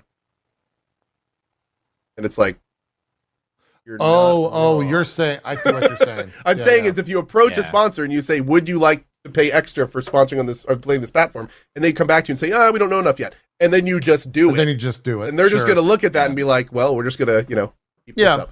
Yeah. That's good. So, I mean, this is a general business thing, but that's the unfortunate reality we live in. That's just how it works. Sure. Companies and advertisers on Twitch are kind of like your grandpa. First you can get them to try a cell phone. They finally get the cell phone. You get them to use it. They know how to send you emails, and then eventually maybe we'll graduate to having a Facebook account. Maybe then they spam you with that. They're like, it's really slow. They have to like get used to it. You got to ease them into it before they get comfortable with it. But eventually they'll know how to do all the things. But they lag behind. Yeah. I would think analogy. 9 or 10 months from now, hopefully they start throwing that stuff in there. But yeah, Co brings up a great point. If we're doing it for free, why would they pay extra for it at this point? True. Yeah. And a lot of companies realize that it's a very new field right now. There's no reason to pay for it. There's just no reason yet. Yeah. Like and the another unfortunate reality is it hasn't really picked up. Like the amount of streamers that actually have traction on other platforms, you can count on pretty much 2 hands right now. So a bit of a thing. Without question. They do have a whole thing about increasing sub prices, which I don't see this as a positive. Like it's, I'll just read it here in full. We announced changes to the Prime Gaming sub revenue payouts in January, which gave us the ability to increase sub pricing in select markets so that streamers can take home more revenue to keep pace with rising costs. We increased the price of Tier 1 subs in Australia, Canada, and the UK, and raised the price of all subs in Turkey. The first time we've raised sub prices since their inception. We anticipate raising sub prices in some additional countries later this year. We'll make sure to give you plenty of notice before we introduce additional changes in this area. There's a country that's suspiciously missing from that list. USA! USA! We the best! Hold on. They're framing So it as they we're going to in earn this- more, right? No, this is different. This is not our thing. Regional pricing, and like regional pricing has two sides. Oh, right. Not Customer the front. facing and streamer facing. Yeah. This is the customer facing. This has nothing to do with, what's even weirder though, is they put here, we've raised the price of all subs in Turkey. But they're getting their Prime thing reduced to 9 cents. So it's kind of like, how much were they charging for subs before? Well, it was dirt cheap. Like what? But I mean, like what? How?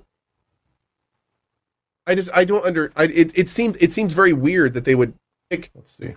the country that has the largest hit in Prime sub revenue to say that they've raised the prices there. Has anyone else seen what's going on here? Like, So does this not seem weird to other people? That's the prices. This is from the post in February. So that's the current price of the Turkish sub, 9.90 liras, and then they're changing it to 43.90. Wow, that's a huge jump. Okay, hold on. Yeah, leave that on the screen for just a second for me. Okay. It's a $1.42. It's going from 32 cents to $1.42 USD. Okay, so here's where I'm a little confused. Is that, I'm assuming that's a normal sub, not a Prime sub. Yes. So that It's a means tier 1 sub. that and that's already locally priced for us, right? Yes. Didn't they already did local pricing. So if somebody before this paid $9.99, which was, what'd you say, 92 cents, then we would get 40 something cents. 46. Something like that. Right. Yeah. So now they have to pay more and we will get more, I guess. Yes. That's Okay. what they're saying. So the thing that's weird here is that you would assume if the value of a sub is however much the new price is, then how could they possibly bring it down to 9 cents for the Prime sub if that's the value of a regular sub? Does it have to do with what Prime's cost is there? I'm not. Yeah, that's a good question. Are those two systems completely disconnected? Like that seems They would have to be. Does it feels does like it there's factor in? there's hidden modifiers here that we don't have. Does it factor into the price of Amazon Prime in that country? Because I'm guessing that's what it would have to. I'm guessing because the amount they give to the streamer would have to be dependent on the amount they're intaking, which for a Prime sub would be the cost of Prime in Turkey. But then that what I'm super interested in now is what does Prime subscription cost in Turkey? Sure, you can Google. Let's see. Yeah, Let's just see. Let's just math it out a little bit. Amazon Prime is available for 790 Turkish lira per month. So it's actually more expensive to currently sub to Twitch than it is to get Amazon Prime. This is from About Amazon Europe, about Amazon.eu. So this is their website. So you sub, or what would that be? About if 9.90 was 90-ish cents, I guess 70 would be 70-ish. Okay, cents, so right? hold on. That was in 2020. So sorry to interrupt. Now it's It's 39. It's 39. Yeah. I'm looking at $1.1. looking at Amazon.com.turkey/Prime. Yeah, it's 39 lira, I guess. Now. Is this going to be on the test? The math is it's making a bit more sense. Yeah. Because 39 try is about $1. It is still a little weird because what's Amazon here, $10, and we get $2.50, so a quarter of that. But then if they do $1, we get 10% of that. So I feel like Dan and I are just in the back of the class, like drawing boobs and wieners and like passing it back and forth to each other. Yeah, this is like a lecture. Trying to figure it out, man. I'm playing on my phone. Just in the back. This is what happens when a blonde tries to do math. I'm telling you. But anyway, it's the blonde jokes must be just a flowing these days. I can't even tell you. But yeah, so I guess that somewhat makes sense. But it does raise all sorts of questions, like how are they doing these prime splits? How does this stuff actually work? Like where are they getting these costs? Is it consistent? So like is the cost for a prime sub, the amount you get for a prime sub in Turkey, the percentage of that the exact same as the US if you were to get it there, or Canada from there? Is that how they adjusted them? Are they all percent based on the Amazon cost? Yeah. Again, so much information that is completely we rely on to do our jobs and we just don't have. We just have no idea. No clue. Yep. No clue. The rest of the article just goes on to talk about reducing harassment, keeping your community safe, updating the enforcement system, and then just to wrap things up. So if this is all we got in 2024, it's going to be a slow 2024. Maybe they're saving something for TwitchCon. I don't know. But 2 TwitchCons this year. Yeah. So, yeah. Hopefully they'll both be big. When is TwitchCon EU? Is that summer?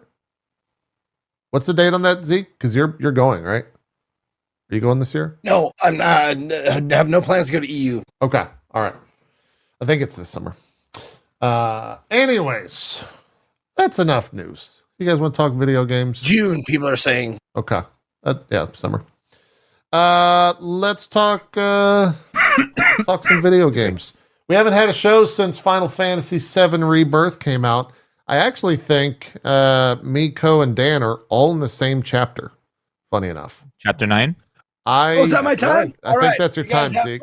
Zeke, are you not playing at all? Have you played or watched any of it?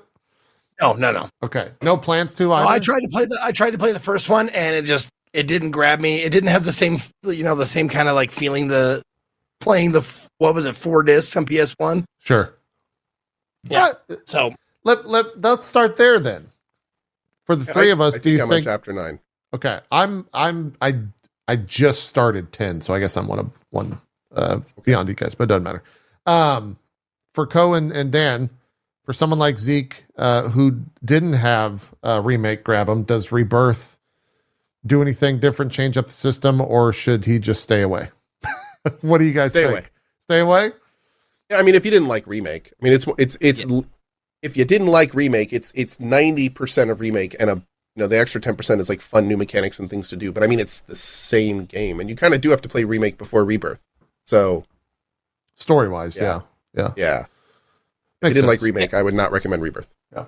Personally, for me, this is the Final Fantasy game that I've enjoyed more than 15, 16, and remake. Like, I feel that it's like the most Final Fantasy a game has felt in a long time. I like 16, but 16 felt like it was going in a different direction, which just wasn't quite for me. Like, I loved what it was, but it just didn't feel like Final Fantasy as much. But Rebirth feels a lot better than remake, partially because it's open world now, and you can go lots of different places, whereas remake was kind of like railroady. There was like, a little bit of deviation, but mostly like you had to go along a path. This one feels a lot more open, which I appreciated. Yeah.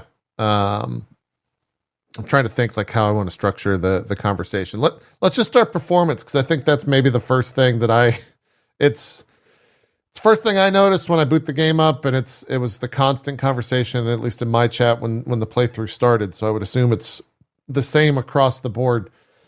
Performance is 60, but it's blurry as fuck. 60 FPS, and it's got this like the best way I've seen it described and echoed is that it's got like Vaseline smeared across your screen when you're playing. And then the other version, which is running 4K, it runs 4K 30, and that's where I started my playthrough. And I was very adverse to playing 60 because once I went 60, I knew I wouldn't want to go back. And that's exactly what happened. I went 60 and I was like, I can't play 30 anymore. The game feels fucking bad to play at 30. The inputs, the mini games in this are, I would say, actually so much more difficult playing in 30 FPS because the input delay and everything is just so bad. And so like it's really the most negative aspect of this entire game is performance across the board, because they both are frustrating with the what they offer. They've said that they're going to try and patch the performance thing, which performance mode blurriness. Yeah, I don't know how you do that because it seems like it's dynamically scaling the resolution, and so the only way to do that would just to have better hardware, and they're not just going to like turn out some better hardware from software update. I mean, I don't know. We'll see what happens, I guess. But yeah, that's my take on kind of the performance. I don't know if you guys have different takes or if you agree with that, but how are you guys finding it? And are you both in performance mode? Yeah, I'm in performance mode because I compared both the fidelity and performance, and honestly, performance isn't that much blurrier than regular mode. Like it's such a minor difference. It's not worth the 30 FPS for me. Yeah. Like you can tell in the open world the difference between the two because you get a little more pop in with, grass and textures and stuff on performance versus fidelity, but it's just not worth losing that silky frame. Yeah. And in 2024, I cannot play games in 30 FPS unless I have to. Sure. If I have to, but I want. Can I change my Twitch name to Silky Frame, please? You should. Yeah, absolutely. Absolutely. Co, your performance as well? Yep, totally performance. I tried graphics and I was in it for about 30 seconds. I moved the camera in a full circle and just went, nope, not doing that anymore. I just can't. Yeah. And been loving every second of it. The big thing for me with this game is this takes everything I love about the Final Fantasy universe, and 7 is one of my favorite. Just like Dan said, it thankfully does not continue this like path of simplifying the game that I really didn't like. Final Fantasy 16 for me is much more of an action game than anything. It is an action RPG. It doesn't really feel like a JRPG like a Final Fantasy normally does. Final Fantasy devs, you do what you want. You make a fighting game, I don't care. Whatever. Make a Final Fantasy racer, whatever. I don't care. But my point is that I love the JRPG, the tons of items, tons of skills, tons of systems. Like that's what I really enjoy.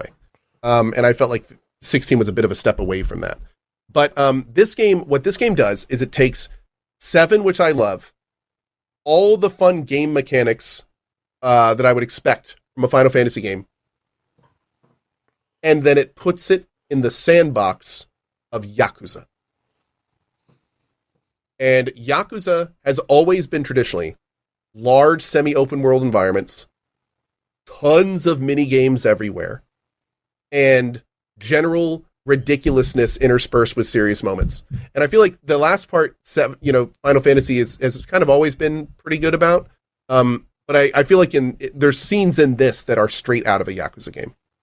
And it's glorious. It's phenomenal. Like, this is a marriage I didn't know I wanted, and now I would never, it's one of the best I've ever seen and played. It's fantastic. The amount of mini games in this game that are actually, fleshed out, fun to play mini games is just amazing. Like, every region has multiple for fun mini games. Golden Saucer was just an absolute joy. Yeah. It's incredibly cool to see devs that are this committed and passionate make a game like this. It's phenomenal. I've loved every second of it. I started it going, yeah, I may try to, do like a pretty fleshed out full playthrough of the game. Now here I am at chapter 9, literally doing every possible thing I can do up until this point. Like everything that can be done, I have done.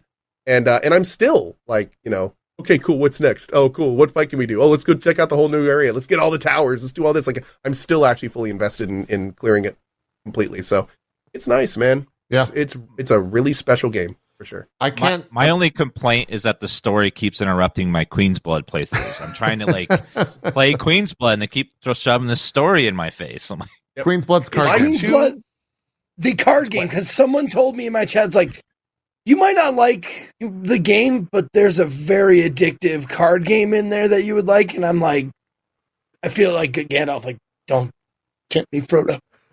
I got 3 complaints. Okay. Three complaints about this game, because it doesn't matter how much I love a game, I always whine about it. I'm a whiner. That's what I do. I'm a bitch. So my point is that the three points that I have, the same problems with Remake did come over into Rebirth with the combat system, and what I mean is that kind of like a lot of people like me we're not a huge fan of how loose the combat system is, how unresponsive it can be in the animation component. Like a good example is switching into Punisher mode if you're trying to do it quickly while doing action with Cloud. Or there's also times when enemies can just completely wombo you into the ground or just stun you in ridiculous ways. And like, it's all stuff that Get Good would fix. Don't get me wrong. But it does make the combat system at many times be more frustrating than fun. Huh. So that happens. And generally it's few and far between when it happens. And I do want to stress, Get Good, right? Well, you're getting juggled by a melee guy, just use a ranged person. I know, but I want to use a melee person, right? With King Kong's dick in my ear. That's how I want to beat this guy. Yeah, it's very. So that's how we want it to work. So it's that kind of thing. And that can get frustrating. The second thing is, I don't know how this made it out of workshop.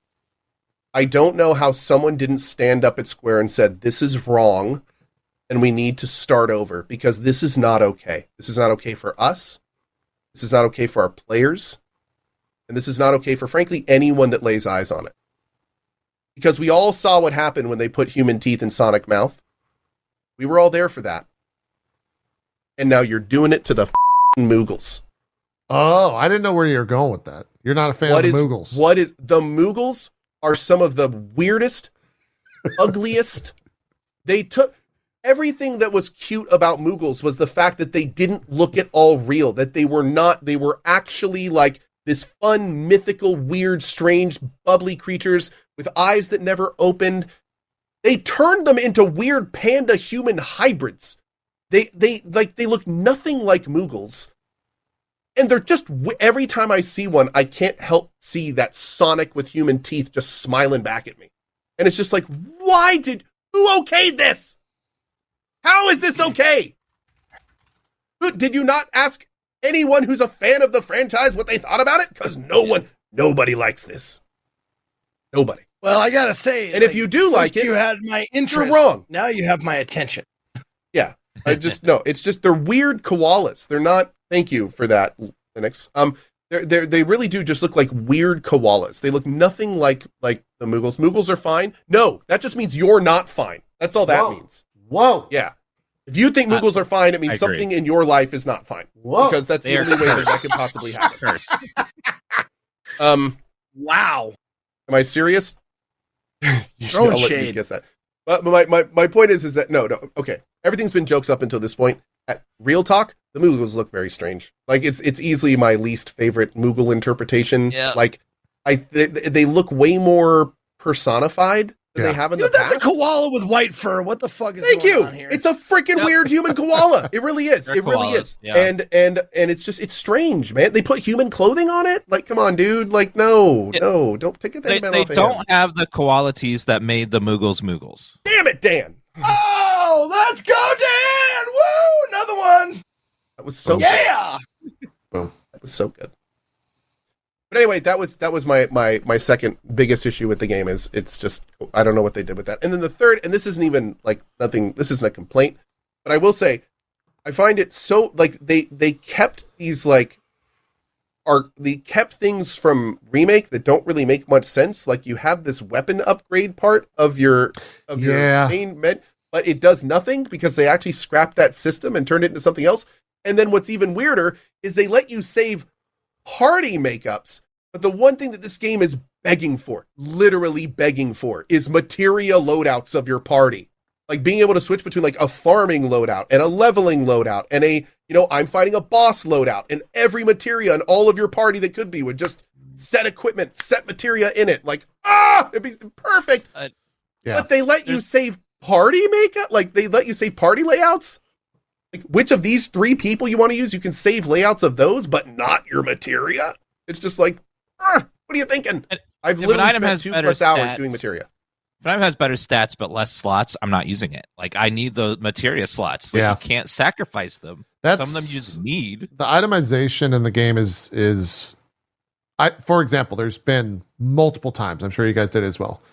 You're walking around and you find a new item for a character. You're like, awesome, I got this new item for this character. I finally don't have to look at this stupid giant purple Barney ass sword on my back.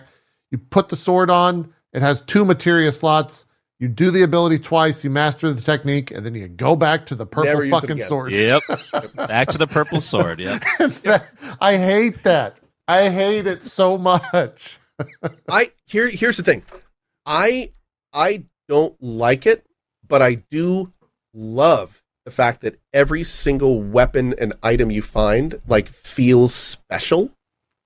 Because like Sure. it's like, oh, that could be like a new key ability I've never heard of, you know, or maybe it will have materia slots that are better than mine. Where like that's something that I felt got lost in 16. I stopped caring about loot because it was so uninteresting and really didn't mean much. But in like that feeling is completely reignited with Rebirth, which I love. There's something like I love great that feeling. about taking something permanent from using a class or a weapon or an armor and like keeping on your character forever.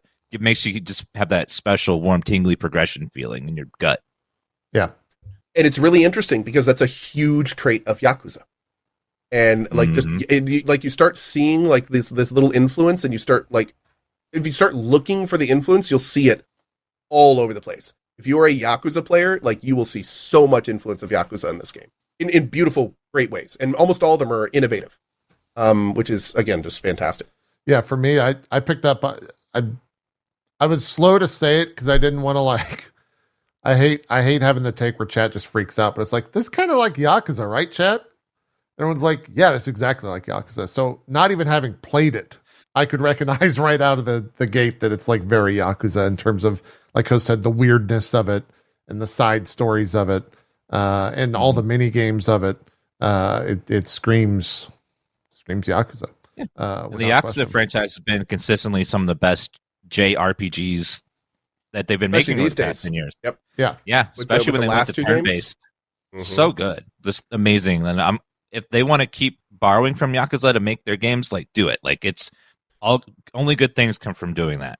Sure. I'll tell you this, man. Having like 2 companies at the top of their game, exactly like you're saying, innovating off each other is like, that's the gamer's dream right there. Especially when they're companies like Square and Ryuga Gotoku, where it's like, you know, they're going to be respectful about it. You know, they're going to try to innovate whenever they take something and kind of push it forward. And now we have like 2 amazing parallel games, and Like a Dragon Infinite Wealth and Rebirth, but releasing within a month of each other almost. And it's kind of like, it's a great time to be an RPG fan. It really is. Those 2 games, man. There's It really is. Both are 100+ hour epics. Like and they're both phenomenal.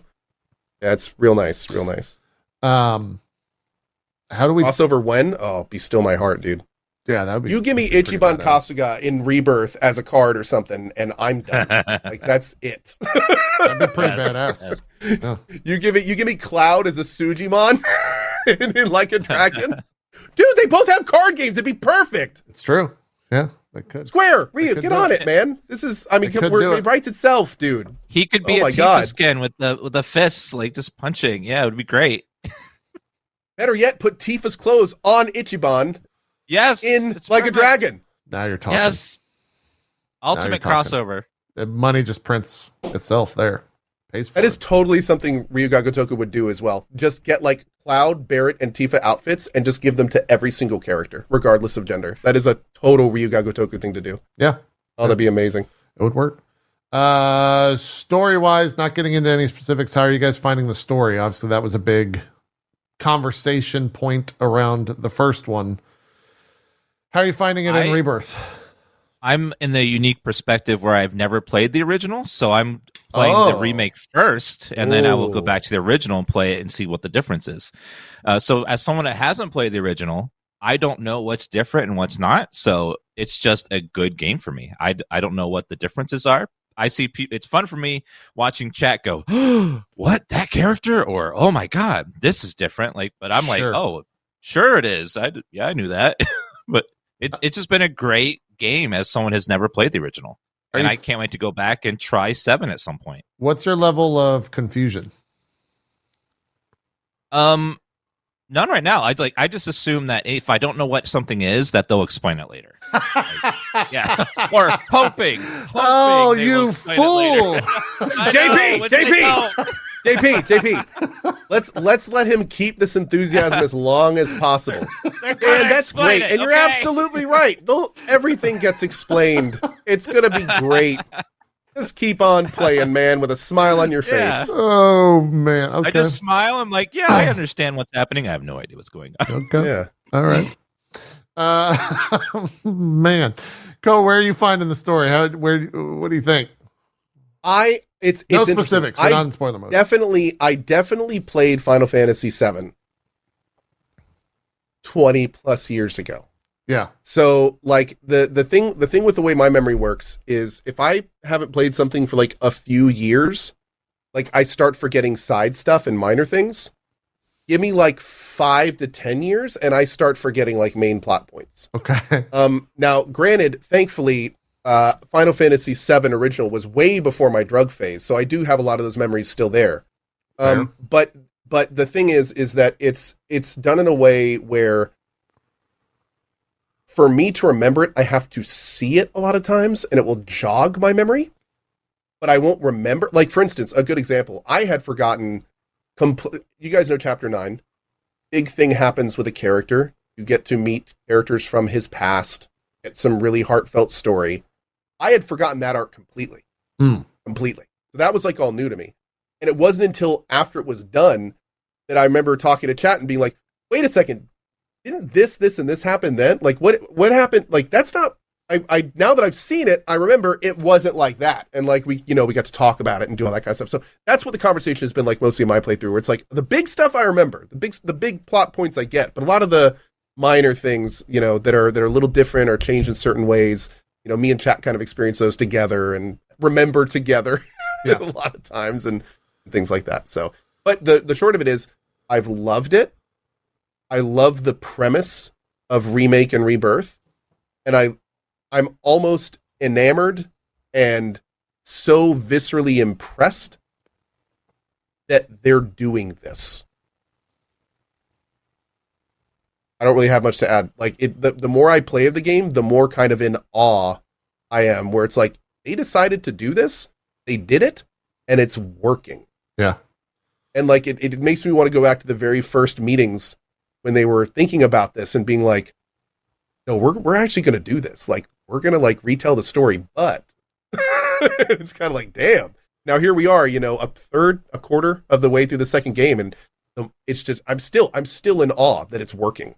Like, I've been in this constant state of woe since the end of Remake. And now here I am going through Rebirth, and I'm just like, this is incredible. Like, it's just incredible. Yeah. So. It also excites me thinking about what if after they finish this, they go back to one of the PlayStation 1 games and give it like a full remake and like 9 or 8 and just like do those from the ground up again. Yeah. What's even wilder, there is a chance that they are implementing mechanics to potentially tie all Final Fantasies together. If you really start thinking about it and you start tracing it back, like there starts becoming some threads, and it's like, I do wonder. I know chat says no. I know. I've been thinking and reading some pretty crazy things, but like it's there's some stuff out there that is weirdly convincing when they trace it back, and it's kind of like, and if you think about like what they're I know people are freaking out in chat right now about how wrong it is and how they know it's, but I'm just saying, if you think about the path that we're going, like there's some very interesting thing. Now, of course, we don't know because we don't know what's going on in it. All of this is dependent on what's going on in this current arc, I guess you'd call it. I feel like I'm talking about an anime right now. but if things work out in some ways, and no, the bleach didn't seep into my brain. I saw that comment. If you think about some of the ways things are working in this and the way that they're pulling different things together, it is a type of freedom that we have not seen in this IP to this level. Sure. So it does mean that it could open some interesting doors down the road. And the reason, by the way, the reason I'm wildly speculating here is just going back to the fact that they have done such a good job in this game, keeping it murky and interesting and engaging while retelling this already phenomenal story in an already phenomenal new way. The whole thing is just staggeringly, it's just great. Yeah. It's just incredible. Yeah. This game is It's definitely, it's been a fun, it's got a first playthrough of Rebirth, has new things for people that have already played the game. And then people like Dan who have not played the game can also still understand everything at the same time. That's very hard, very small rope to kind of, get through the entire game. Granted, we're not through the entire game yet from where we're at in our own playthroughs, but yeah, they've done a great job of that thus far. We'll see what happens with the ending. If you're chapter 9, you're closer than you think. You're past the halfway mark. Really? Yeah. Oh, I think. I mean, maybe I'm dead wrong about that, but I know how many chapters. It's okay. I don't necessarily see it. I mean, especially in a game like this, I don't really see it as a major spoiler. Yeah. Because again, I don't even know when this game's going to end. And you got to remember, I'm going to have total blackout. They probably showed where it ended in a trailer. I don't know, but I have no idea. Yeah. So, for me, it's just going to end at some point, and I'm going to be pissed. I already know it's coming. So whenever they decide to end it, I am not okay with, because I wanted more. That's just how that works. I'm going to be angry when I get to the end of this game. When you go to save or go to the main PlayStation menu, it has the percentage there of where you're at. So if you're not wanting that, then I guess be careful about seeing that. But that number's not 100% all correct all the time. But yeah. We'll definitely do some. I know I've gotten asked this a bunch, so I'll just stress it out. We'll do some sort of spoiler conversation around it. We will have no idea who will be on that. Most likely the usual suspects, but we'll see. And yes, y'all, you're crazy if you think we will not ask Max. Yeah, Max will definitely get asked. He will be pinged. Yep. I'm sure lots of people will be pinging him. Yes, Max is a hot commodity, guys. He's a legacy streamer now. He's a legacy streamer and the top Final Fantasy VII Rebirth streamer on Twitch. That's true. Yeah. Mm-hmm. He's a busy folk. I don't know if you've heard about Maximilian, dude. It's kind of a big deal. It's kind of a big deal now. Yeah. So we'll see. But yeah, I don't really have anything else to add to the discussion yet. I think once we wrap up the story, there will be a lot to discuss. I love everybody making these suggestions as if we don't know these fucking people. It's like, what about Jesse Cox? He'd be a good, Who is that? Yeah, sure. What? Why not? Who's this guy? Come on, man. Wait. They didn't seriously did I hear that right? Cox? Yeah. I think that's that guy's name. That's his name? I think that's his name. It's really silly. Oh my God. It must be made up. He is taking your chick. It must be made up. It must not be. Yeah. It can't be real. Can't be real. I wish I could slap you like you did me in the hot tub right now. How do you do you have to earn a name like that? Get your dick blown off in a major franchise or something? That's what happened to Jesse's great grandfather. He was given an opportunity. He got his dick blown off, and they say, "Man, what a Cox!" And then the sun came down from the clouds, and he looked up and he said, "That's my name, Mr. Cox." Keep going. I love it.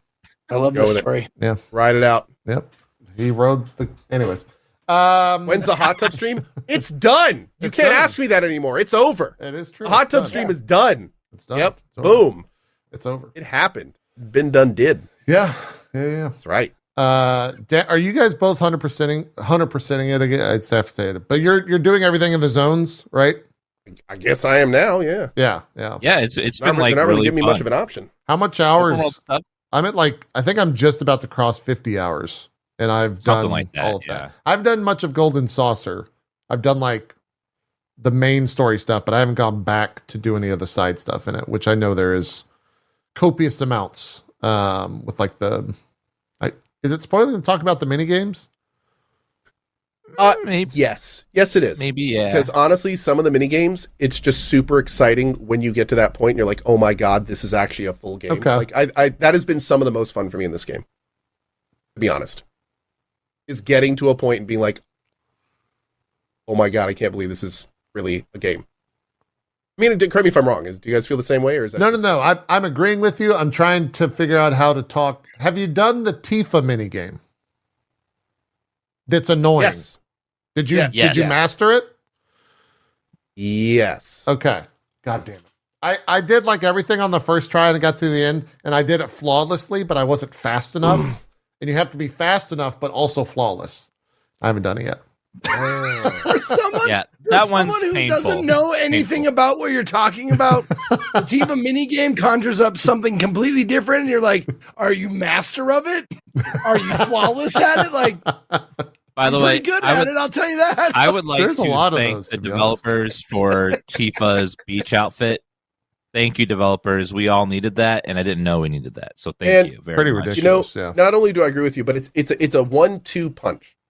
First is the Tifa swimsuit, and second is Tifa's signature pose in the t-shirt or in the swimsuit. Yes. Because, like my chat said, no one actually leans forward like that without knowing exactly what they're doing. True. So for her to walk up to Cloud and be like, "Hey, Cloud, so What's up? how you doing? Good to see you." So let me ask you: Can you? I can just you, wish like- she like winked at the camera and I said, know. "This is for you, Italian Senate." Like, sorry, Zeke. Go ahead. Oh, that's all right. No, do you have like outfit options or the like? You for do, overall- actually. In some Yes. areas, yeah, you have outfit options. Even for the beach. You can have her wear significantly different clothing at the beach if you wanted to. I mean, I don't Okay. know why you would, but you could. No, I'm just wondering if you can like take her around in the bikini, like everywhere you go. I think you can in New Game Plus. I don't think you can in the current. Okay. Of course. Yeah, because I saw some Not a reviewers. New Game Plus, the Bikini Squad. That's yeah, right, I saw yes. some reviewers Yes. talking about how you could change costumes in New Game Plus. So- About how angry they were they had to beat the game first. Is that? Oh no! Well, listen, half the reason I played It was just Gene Park Nier- saying like, "Yeah, we'll run around in a swimsuit." What were we saying, Zeke? half the reason why I played Near Automata as much as I did is because of that option, because of one of those options. Oh, sure. Yeah. One of the other things, negatives, if we're still rattling those off, I like Chadley as a character. I don't want to fucking hear him give me a monologue after every goddamn thing I So- do. Dude's blowing There's up my phone. There's a couple things in this game. Hey, cousin, let's go Definitely. bowling. 1,000% could have been more streamlined. Yeah. The animation of getting in and out of certain things later on. Yes. There's a lot of Yes. things where it's kind of like, why, like for instance, when Chadley contacts you, the fact that you have to like reach at your belt, pull out the little thing, it has to unfold, the screen comes out, then the camera zooms in and stops what you're doing, and then he says like, "Hey, thanks for getting that, Cloud," and then the screen goes away, and then it folds back down, and then he puts it back in his pocket, and then it's like, dude, just give me like a little pop up in the top right of his face, and just give me some dialogue, man. Like, we don't need these animations. It takes so And same long. later in the game, there's a certain thing, a repetitive action you have to do over and over. It could have been like screen fades to black and comes back, and it's fine. But instead, there's like this 7-second, like, okay, let this door come down. Then let me walk in. Let me just find my seat. Let me sit down. Let me turn on the thing. Let me put my hands on this. Okay, ready to go. Bro, Yeah. why? Yeah, there's a lot of Why? that. There's a lot of that, unfortunately. That's it. It probably throughout the course of like 100-hour playthrough adds about 5 hours. All the Yep, all easily. the little parts. Yeah, if you were to put all together, the fucking they could little have been better. nonsense parts. It's about 5 hours of my life I won't get back.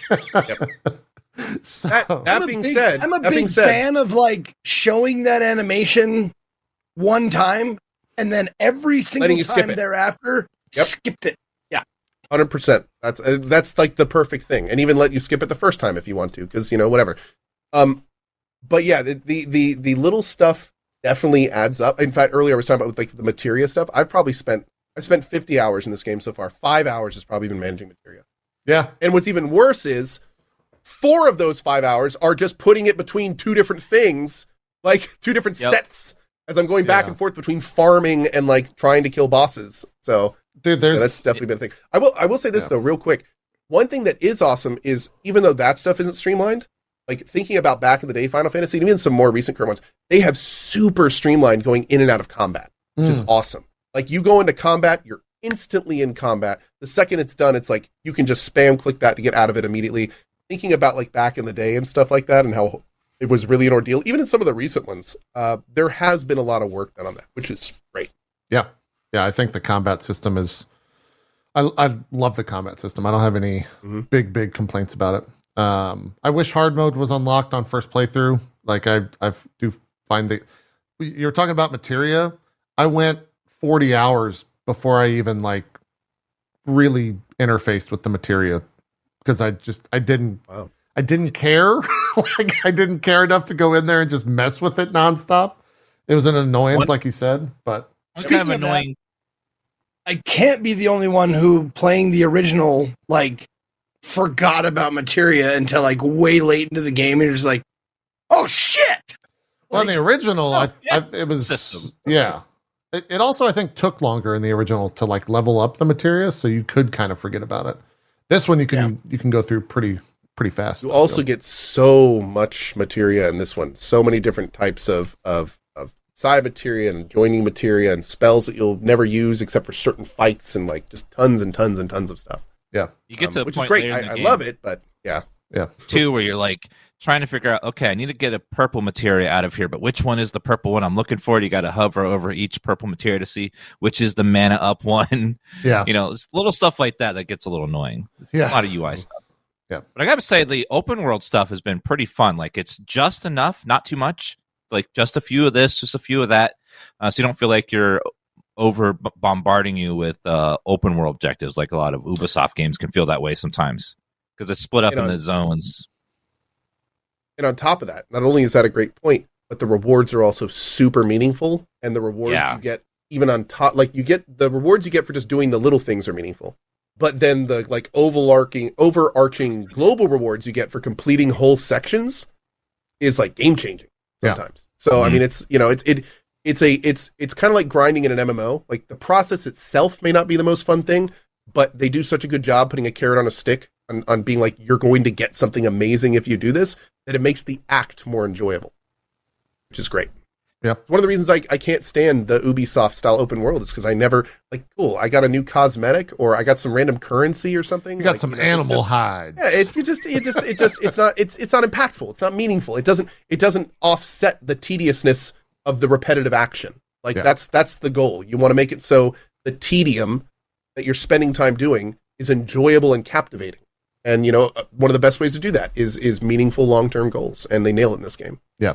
The open world stuff I so much prefer to the first one. Story-wise, I understand why that couldn't happen in the first one, and it makes obvious sense if you played the first one compared to this one. But yeah, the open world stuff is awesome. I'm not annoyed by it. I think I saw the first tower and I rolled my eyes, but now it's like I see a tower and I'm kind of excited by it. So they've somehow exactly shaped that whole foundational thing of video games and towers and just kind of been like, this is exciting again type deal. They've also really reduced it. Oh, go ahead, Dan. As far as the combat goes as well, like if this is the future of almost turn-based combat that they want to go with, I'd be happy with that because like it's almost turn-based, but it's not quite. It's still actiony enough for people that want that sort of action combat, but not as slow as pure turn-based. Yeah. So it's got like a nice balance. And like if this is what the future of Final Fantasy is, I'll be happy with this combat system. Yep. I agree. I would agree. What were we going to say, Cope? You remember? I don't remember. It's fine. Okay. Not a big deal. Cool. That's Final Fantasy VII Rebirth. It will definitely come up in some form. I suspect we'll all have it done by next week, but don't expect a spoiler show for at least a little while longer than that. Yeah. We want to most importantly give other people a chance to Yeah. too. Yeah. Turns out not everyone can play games 8 hours a day. That's correct. Yeah. And I'll be honest about this as well from a business perspective. I can't even play this game at 8 hours a day because it's not great because everyone's playing it. They don't I'm want bouncing. spoilers. My current schedule is bouncing between this and Like a Dragon, which is somehow worse than it. And are you trying to kill your channel? I haven't seen my normal channel average for like a week. Sometimes you got to do stuff for your channel just to keep your love of streaming alive. And like, dude, playing a great game you enjoy is one of those. Yeah. I cannot tell you how amazing it is to be lost in two separate giant RPGs. How are It's you not done with something that happens Yakuza? often. Like what? Dude, I'm It's 70 plus long. hours into Yakuza, Jesus. and dude, I'm telling you, people are sleeping on that game. I If mean, you everyone like- that played if it you said like- it's game of the year. Like, If you like Rebirth, there's absolutely no question you should be playing Like a Dragon after or But- soon after. Like a Dragon is arguably in some ways like Rebirth, but more. you have to have Yeah, I played said the it. other ones though, right? You'd have to at least play the first one. The first. And by first one, 7. I mean Yakuza Like a Dragon, Yeah. which is technically 7. Yeah, you want to play all of them, but you can get away with just playing that one.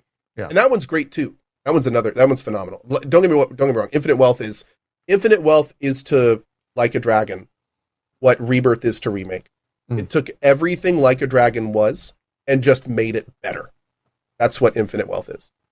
My favorite but part yeah, about it's that really good. franchise is how they have a mini game that's long as a full price game. Like the most recent one has like a whole Animal Crossing island that just is Doko Island. super long and super thought out. And you'll spend like 20 hours just in this little mini game inside the Oh, bigger dude. game.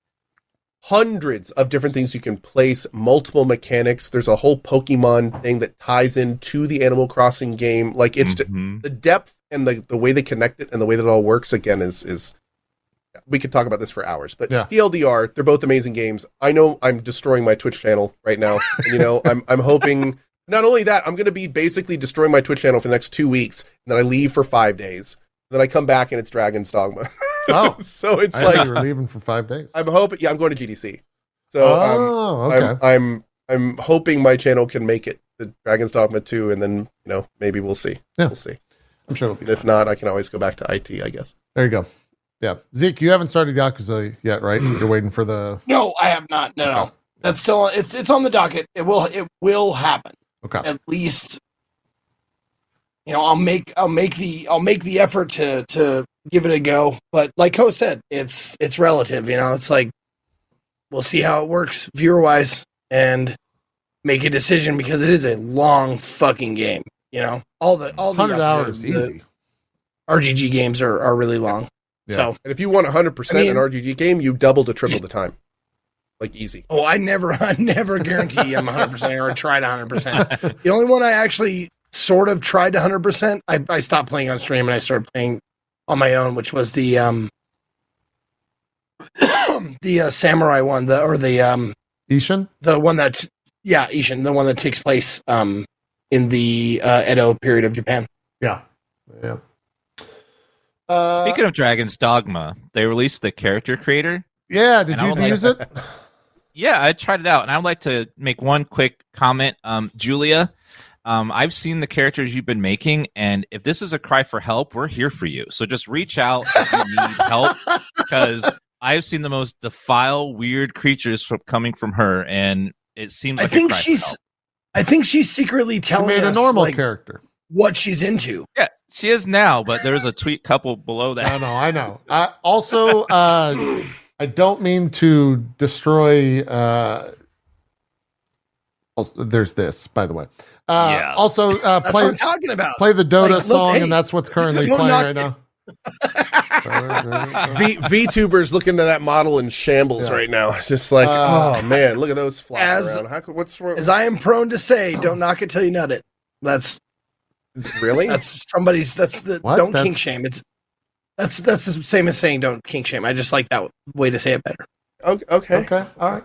Okay. That's certainly a thing. This is when Zeke goes again. You're all thinking it, and we're like, no. Not really, no. No. Look, I'm gonna be 100% honest. Julia ain't got shit on some of the stuff that I've seen on the subreddit. There is some cursed ass like this right here. How do you feel about Winnie the Pooh? Yeah, that is. I like it. I saw someone that made a 1-to-1 recreation of Michael Jackson. It was like Yep. exact. Yep. They're getting so good at making. I'm these proud of characters. myself for not making the political joke I just thought up. I just like you don't know that. Okay, all right. I got it. I get it. Hold on. I gotta find Dan. That's character growth, Co. I played around in the character creator. It's fucking phenomenal. It's really, really good. The amount of stuff you can do in there is crazy. Yeah. Someone also made a who's the main character of Yakuza? Of 7 and 8. Kasuga. Yeah. They made him in it. There's been multiple of that. I remember when this was a big thing on the Wii, like the Mii's, and people were like, do like with the rudimentary shit, and that was amazing. Like, I'm betting like the people are like, oh fuck, a character creator that really does what I want. Oh shit, that's the Pink Panther. That's cursed. Oh my god, that is horrifying. I can't believe I don't know about that one, dude. I don't know about that one. Let's see here. Some of these are really good.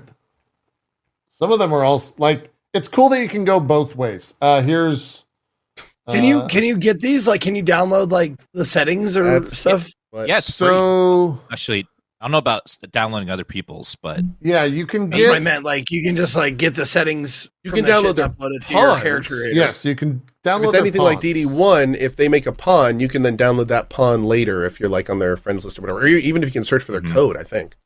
But you can't make it your character. It's great. Hey, look, so it's me. the way that it works in Dragon's, wow, it's actually great. The way that it works in Dragon's Dogma is you have your main character, but then you have like a little NPC army. It's almost like an MMO group that you can set up, but they're all NPCs. But the NPCs you get like a lead one, a main one called your main pawn, and you get to like design that one and how it looks and everything. You can share your lead pawn with other players. So like a big thing in Dragon's Dogma 1 is you can search for like other streamers' pawns, and then you can like I remember play your game with yeah. So that's I remember playing with other streamers' pawns and cursing their name out loud. There you go. They're even taking it a step further. They have featured creators pawns. Yeah, I saw that. Maximilian Dude's got one. Asmongold has one. There's a ton of creators. Those are the only two names that I know off the top of my head. There's like 20 or 30 of them that all have their own official sanctioned pawns. I'm trying to find the really ridiculous ones, but they got downvoted for some reason. I don't understand why they would just downvote them when they were the best ones. There's a Pikachu. Because they weren't horrid enough? Here we go. This one's good. Or cursed enough? What about this one, guys? How do you feel about this one?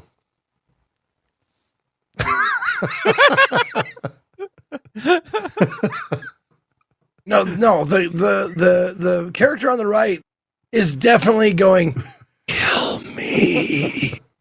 Kill me. My life is pain.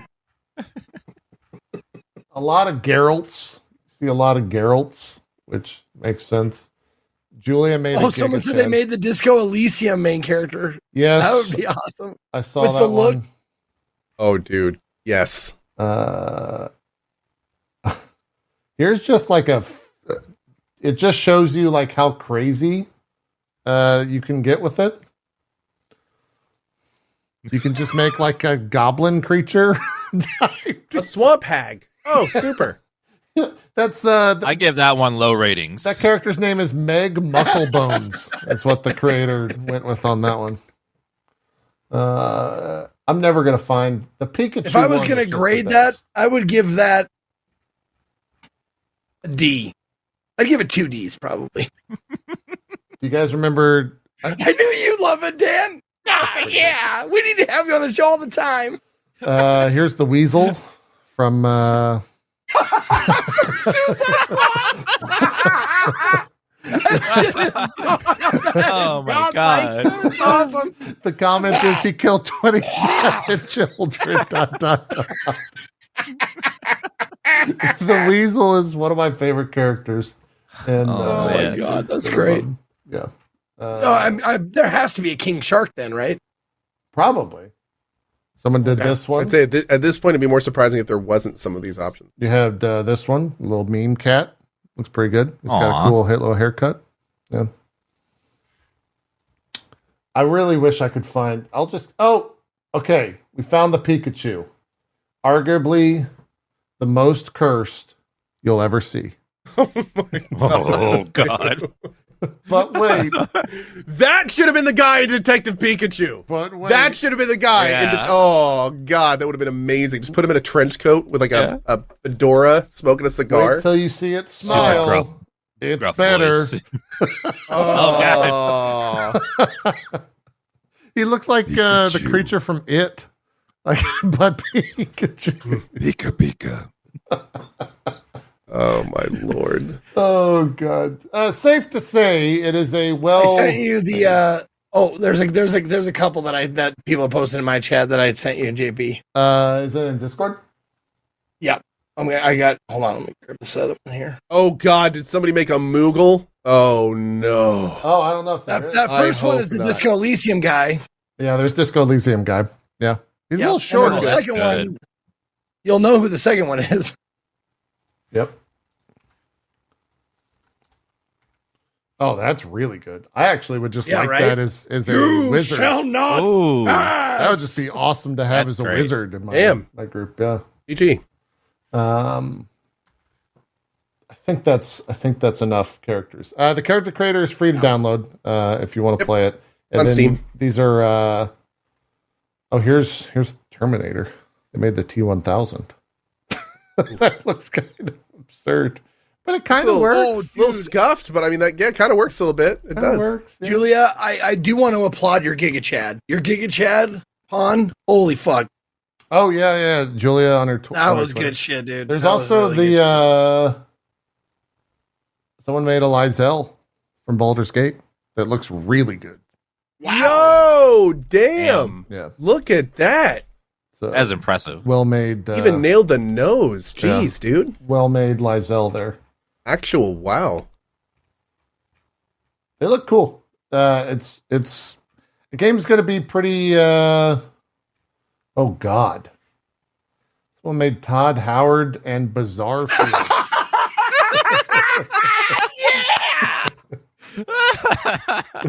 Todd the pawn. There's Jean-Luc Picard there. You know, looks. Ooh, that was pretty good. That's pretty good. Sorta. Pretty good. Yeah. Yeah.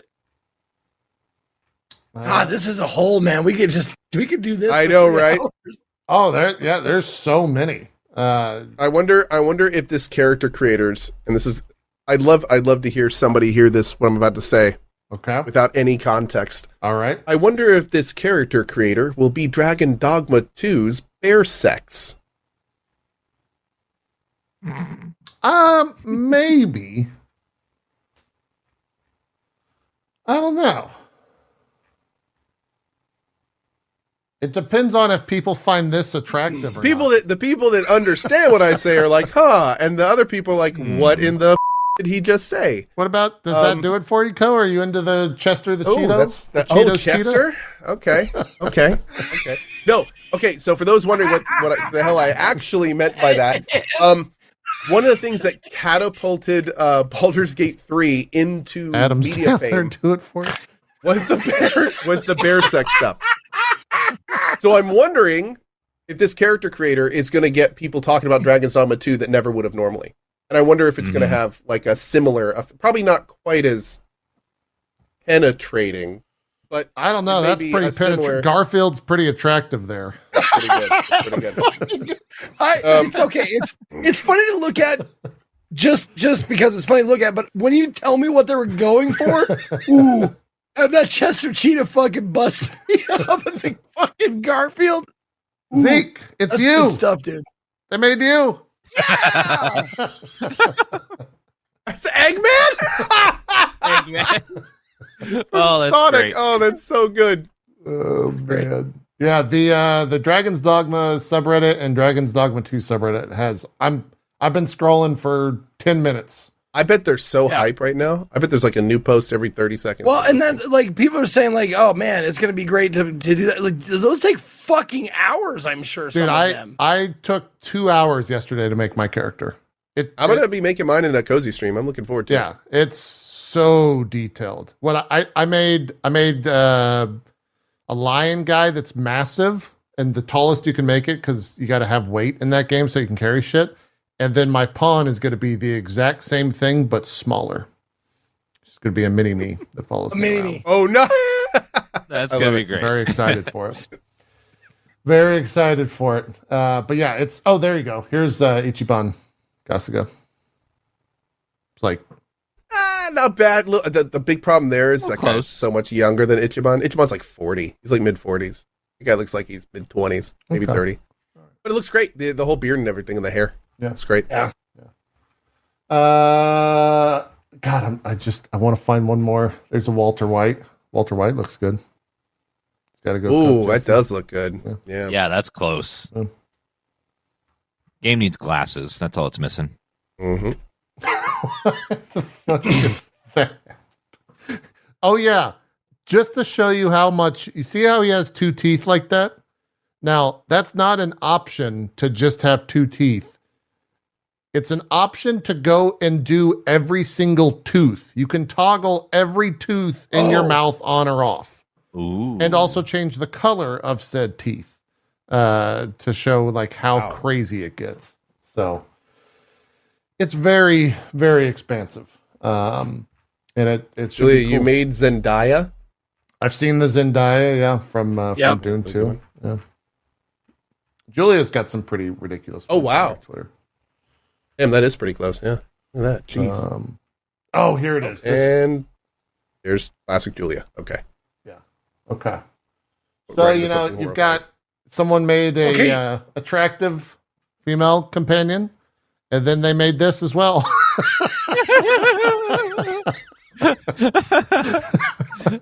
That's probably the is most abhorrent amazing. thing I've seen from the character creation. It looks like something I can't put my finger in. He's a it dickhead. on it. That's what it is. They To me- stand for saying exactly the joke. He reminds me of the Shadow King. No one's going to get this reference, but he reminds me of the Shadow King from Legion. If you've ever seen that show on FX. Oh yeah. I can see that. Yeah.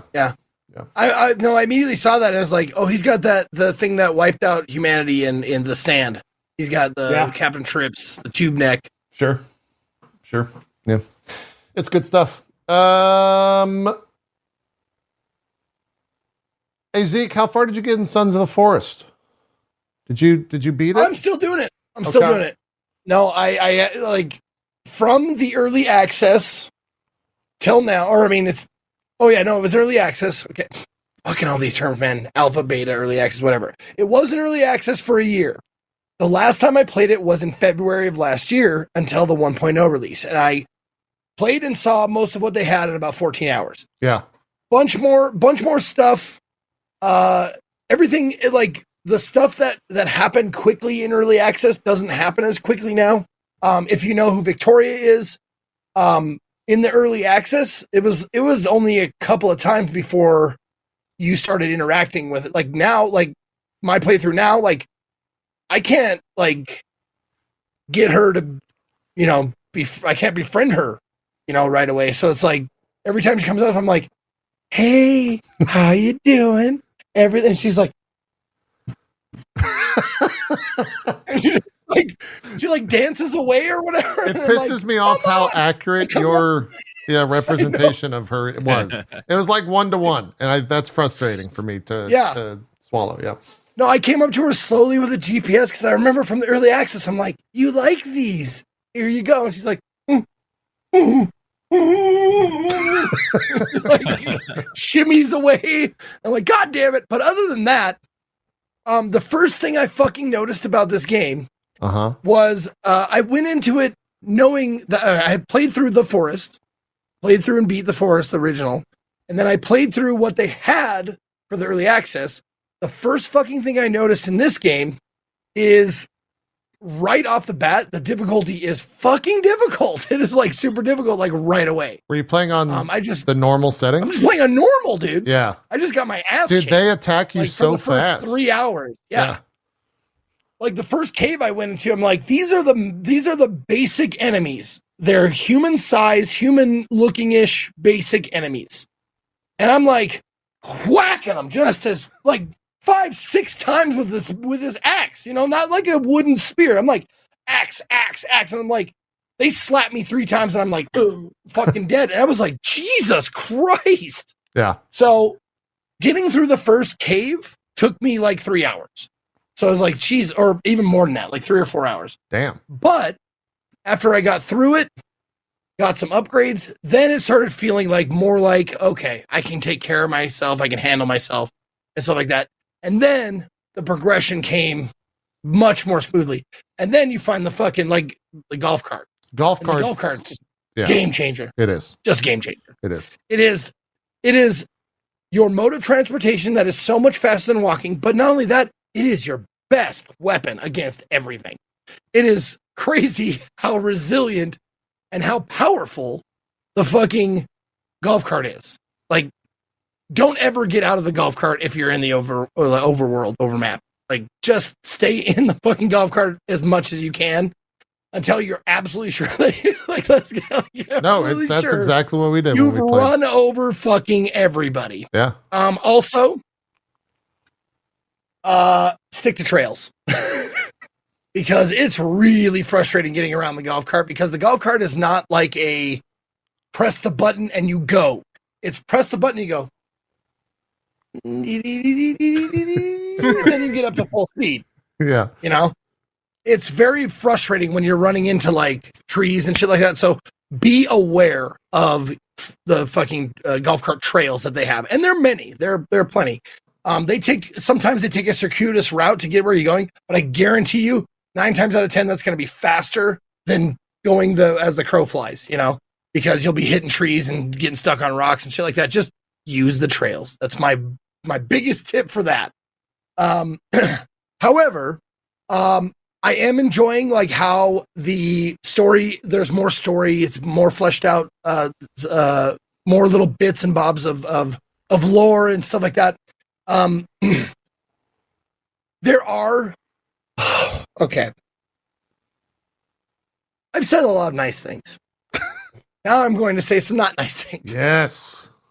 The forest is fucking jank, man. There is so much goddamn jank in this game that I'm just screaming and yelling and shit about. The first and foremost being like the first enemies you seek slap you 3 times and you die. You can hit them like 5-6 times with an axe in the face and they still win because reasons. Because the forest. Yeah. Or the sons forest. of the forest, I should say. Yeah. And I'm just like, God damn, man. Like, maybe have like the first enemy you face, maybe not have them be like a fucking elite mini boss, like level of, because they don't look like elite mini bosses. No, they're just little pieces of shit. Yeah. Yeah. Now, granted, there are some things that look powerful and they fuck you up, and that's fine. But I'm saying, like, if these guys that are your size mostly look human, don't make them like super duper powerful and just whoop your ass like right at the back, because it was really like daunting, and I wanted to shut it off for the first couple of hours. However, they do a good job of like, okay, we kicked your ass for a little bit, here's some stuff that'll make it easier. Like, okay, thank you. So it's a fun game. Like, I'm still playing it. This is her. She's like, no, go away. I don't want it. Like, it's because I had my axe out, I'm sure. Usually I try and put it before. But I'm having a lot of fun with Kelvin. Kelvin is he's an idiot, but he's good. He is so great. Like, I love voicing him, and I love like pretending he's like the kid in Walmart, like, Kelvin, you stay by me. You stay where I can see you. You know, and it's just great, just scolding him and all that kind of stuff. Do you feel like this is a good progression from the first game? Like, it's gotten bigger and better, or worse, or how do you? Yes, it is. It is. I will say that if it feels like a bigger game. However, I will say, like, in the first game, one of the main goals, you have this list of passengers on the plane. So you have like 20, however many things to go out in the world and try and find. This one doesn't have that as much, but it does have a better underlying, like, what's going on story. Like a very like mysterious, like you unravel it as you go along. You're like, oh, so this island is actually for this. It presents itself as something, but it's definitely something else. And then you unravel that, and then you get pieces of what I've just been calling the MacGuffin, like, oh shit, what's this? Oh, and then you look in your inventory, it's like, oh, I've got like 1 of 8 pieces of MacGuffin.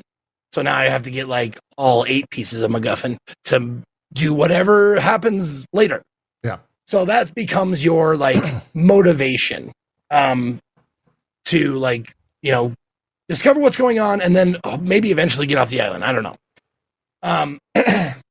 But like, if I were to give like new people advice to make your life easier, one, if you can find the time to find a golf cart, first thing you should do is find a golf cart. Second, don't camp outside. Yeah. Don't put your tent, like go inside of a cave. Usually at the very beginning of caves is an area with 0 enemies or very few enemies.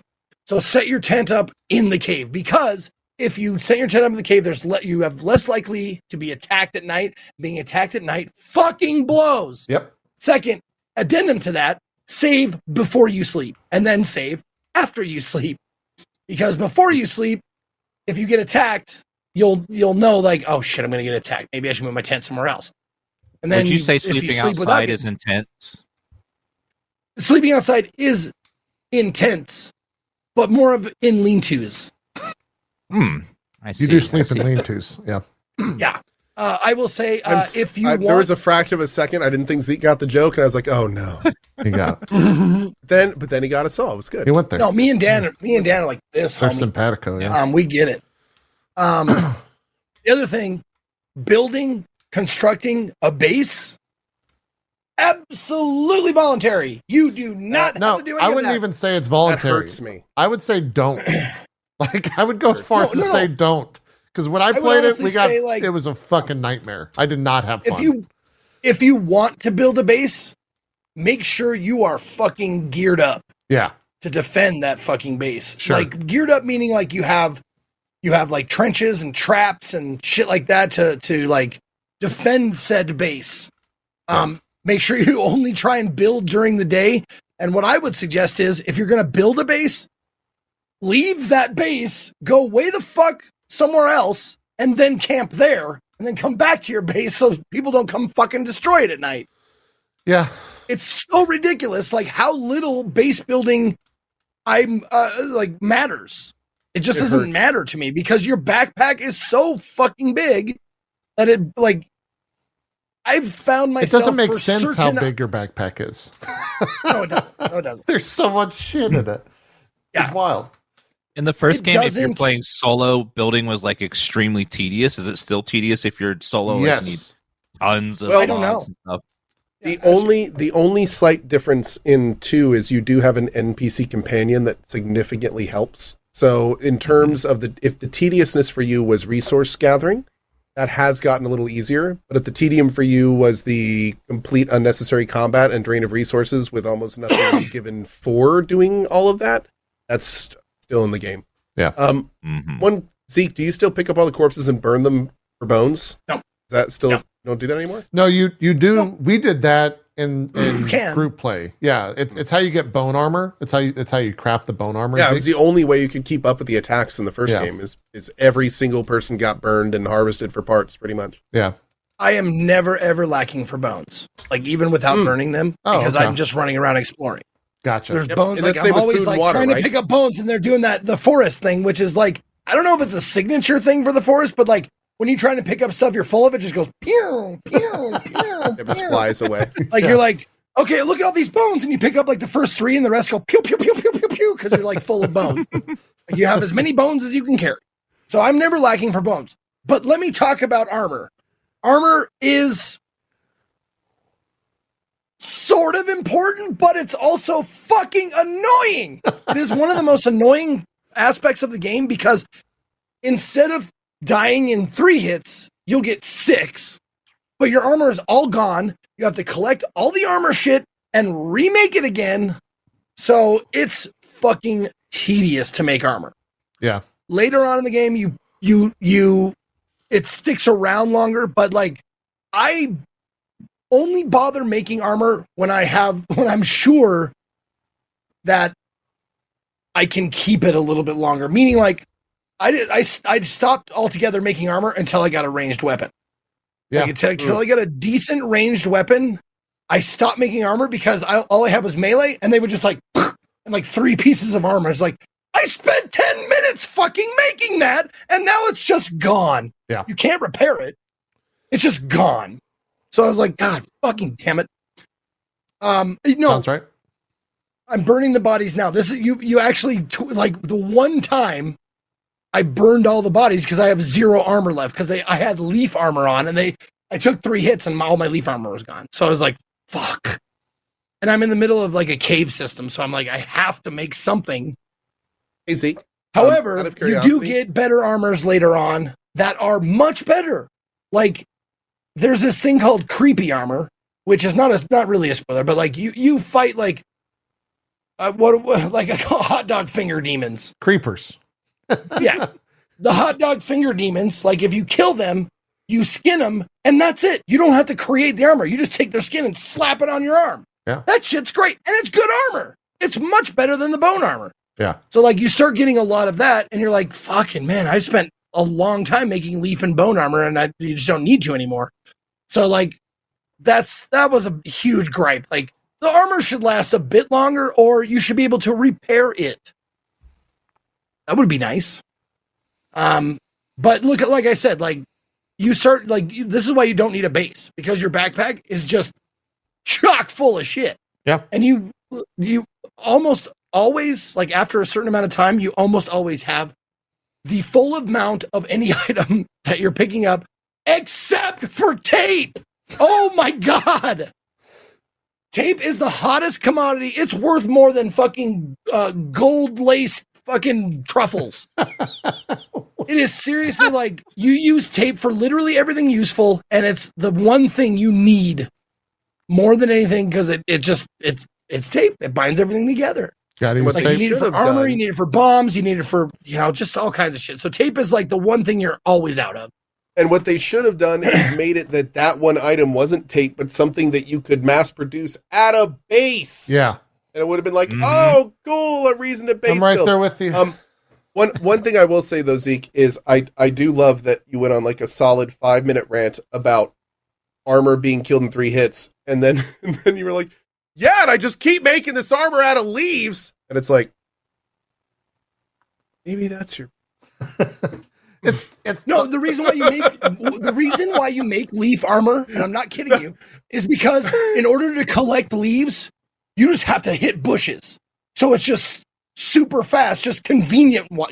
I completely agree. Like, to make bone armor, you have to either have to like go out and get bones, or you have to burn bodies, and burning takes time. So you're just sitting there, and the limit for leaves in your inventory drastically higher than your limit for bones. You get 14 bones in your inventory, and it takes 4 to make 1 piece of bone armor.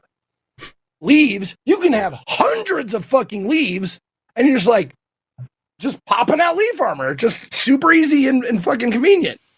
Even though it's like half as good, it's still twice as easy to make. So it's like, balances out. Yeah. But I will say, the atmosphere, I love it. It's fun when you get into the caves. Like, it's creepy.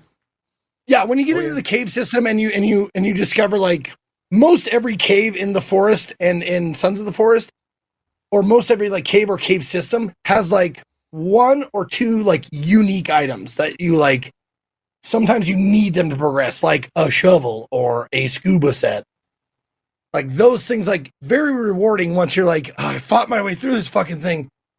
Here we go, a shovel, and you're like, I can make a rudimentary one, like Zeke, me personally, I can make a rudimentary shovel in a forest without having to find one. I bet. Yeah, but Zeke, you But could have make to find that a military shovel to make it You work. need them exactly. See, I'm glad to get it. There you go. Yeah, Yeah. but I get it for progression. Like, progression is locked behind like key items, and that's totally understandable. Yep. But once you start getting into the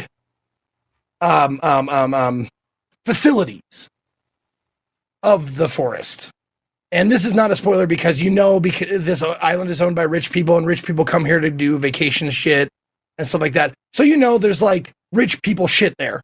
So you get into the facilities and stuff, and that's when the story really starts to like blossom and open up to you. You get these little pieces of lore here and there. You pick up like magazine articles or like little notes and shit. You're like, oh fuck, so this is what's actually going on here. And that's cool. And that's what excites me. Yep. That's why I didn't bother with base building or anything like that. And I just went out and explored. And that's what I mean. Like, if I had a recommendation, that's what I would recommend. Like, don't bother with base building. Get a tarp and a stick, like one tarp, one stick. Take it with you, set it up, save, sleep, save again, break it down, grab it. That reminds me. One other thing. And this is just a silly fucking thing. Yeah. Lay it on me. They make it so like the hitboxes for shit to like break down, pick up. Like you throw a spear, you kill an animal, you go up to the animal, and you're like, I'm gonna pick up my fucking spear. How the fuck do I pick up my fucking spear? First game's pretty bad about that. Make the fucking hitboxes for shit you want. Make it easy. Why do you make it so hard to pick up your shit? And then when you want to break down your tent, because you break it down and take it with you, the tarp and the stick, you're like, where's the fucking, okay, I have the sleep and the save. Those pop up right. Where's the fucking breakdown button? And you realize that to sleep, you hold E. Or excuse me, to save, you hold E. To sleep, you hold Z. To break down your tent, you hold C. You can put it right next to the other fucking commands. It's a different key. You shouldn't have to walk around the fucking thing to do it. And you do that you really a lot. feel, Zeke. Yeah. I'm just saying, you do that a lot, so it becomes really annoying that you have to like hunt around for the place to fucking break down your tent. Yeah. It's true. Don't ever play. And Yeah. and someone in my chat's pointing out, don't ever play Tarkov, Zeke. Don't ever play Tarkov. Oh, God. Dude, even Final Fantasy VII Rebirth has some hotkey tomfoolery in it. You go into the customize your party thing, and all the buttons on the bottom right are what you can do. Some of them, like for some of the options, but then on the top left, there's 2 other buttons for establishing a leader and changing the party. Oh, and it's like, no. The industry standard is you put all the stuff you can do on the bottom right, and you have some stuff there. But then why do you have those 2 up there? Yeah. What, man? Yeah. This is not. No. Like, why would you do that? Why? It doesn't make any sense. I thought you were going to mention the chocobo smelling thing, because I hate how that controls. Oh, that's okay. Yeah. So that's weird until you figure it out. Well, it'll auto do it, right? Like it'll auto adjust. No, you need to point. It goes so much faster if you point the chocobo. Oh no, I'm doing that. I'm talking about when you go to get the item. If you're like not directly on the item, Move just a little too far. The fact that the chocobos are tank controls, essentially. Yes. Like they have a heart, and they can't turn in place. They turn like at a weird. Yeah. Zeke, your demonstration. Oh, I was just gonna say, like, as far as buttons go, I've railed against this before, but I'll bring it up. I'll keep fucking bringing it up. Let's hear it. Until the fucking paradigm shifts, because all of the buttons on this side, and then you're like, and this is in the forest. What do I want to bring out? What button would you use to bring out a light of any sort in a game? What button is universally go with acceptable? L. No. Obviously, L, right? It's on this side. It's on the fucking other side of the fucking keyboard of your fucking hand here. You can rebind it, but why in the fuck? And F is not being used for anything. It is unbound in the game. Well, it's a light. It's not a flashlight, Zeke. It's a light, because you need all sorts of light. And people argue that all the time, like, oh, I is for inventory, M is for map. L Oh, for it pisses me light. off when I go to press I and it doesn't work, but then you press B for bag and bag does work. That actually frustrates me. That's a little bit of a tilter. Well, listen. Anybody who says like, oh, it makes sense. It's I for inventory. It's like, W does not stand for walk forward. I guarantee you. S does not stand for slip back. A doesn't stand for I'm gonna go left or whatever the fuck, you know? Just bust that shit up right now. I'm gonna Now do a it Diddy does. deliver right. Now it does. A know- stands you know- for I'm gonna go left. You know what the funniest? You know what the funniest part about this Answer is? to the right. Left. So here's what the best part about this is. WASD used to not be how you moved around. Right. It was the arrow keys because that was arrow forward, arrow back. They moved it to WASD so you'd have more keys around it that you'd be able to interact with. Yeah. And then they put flashlight on the other end of the keyboard. Yeah. Yeah.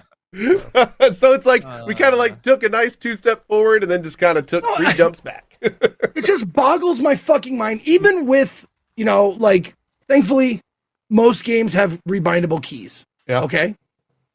But they're still binding this shit to like the opposite side of the keyboard that fucking you have.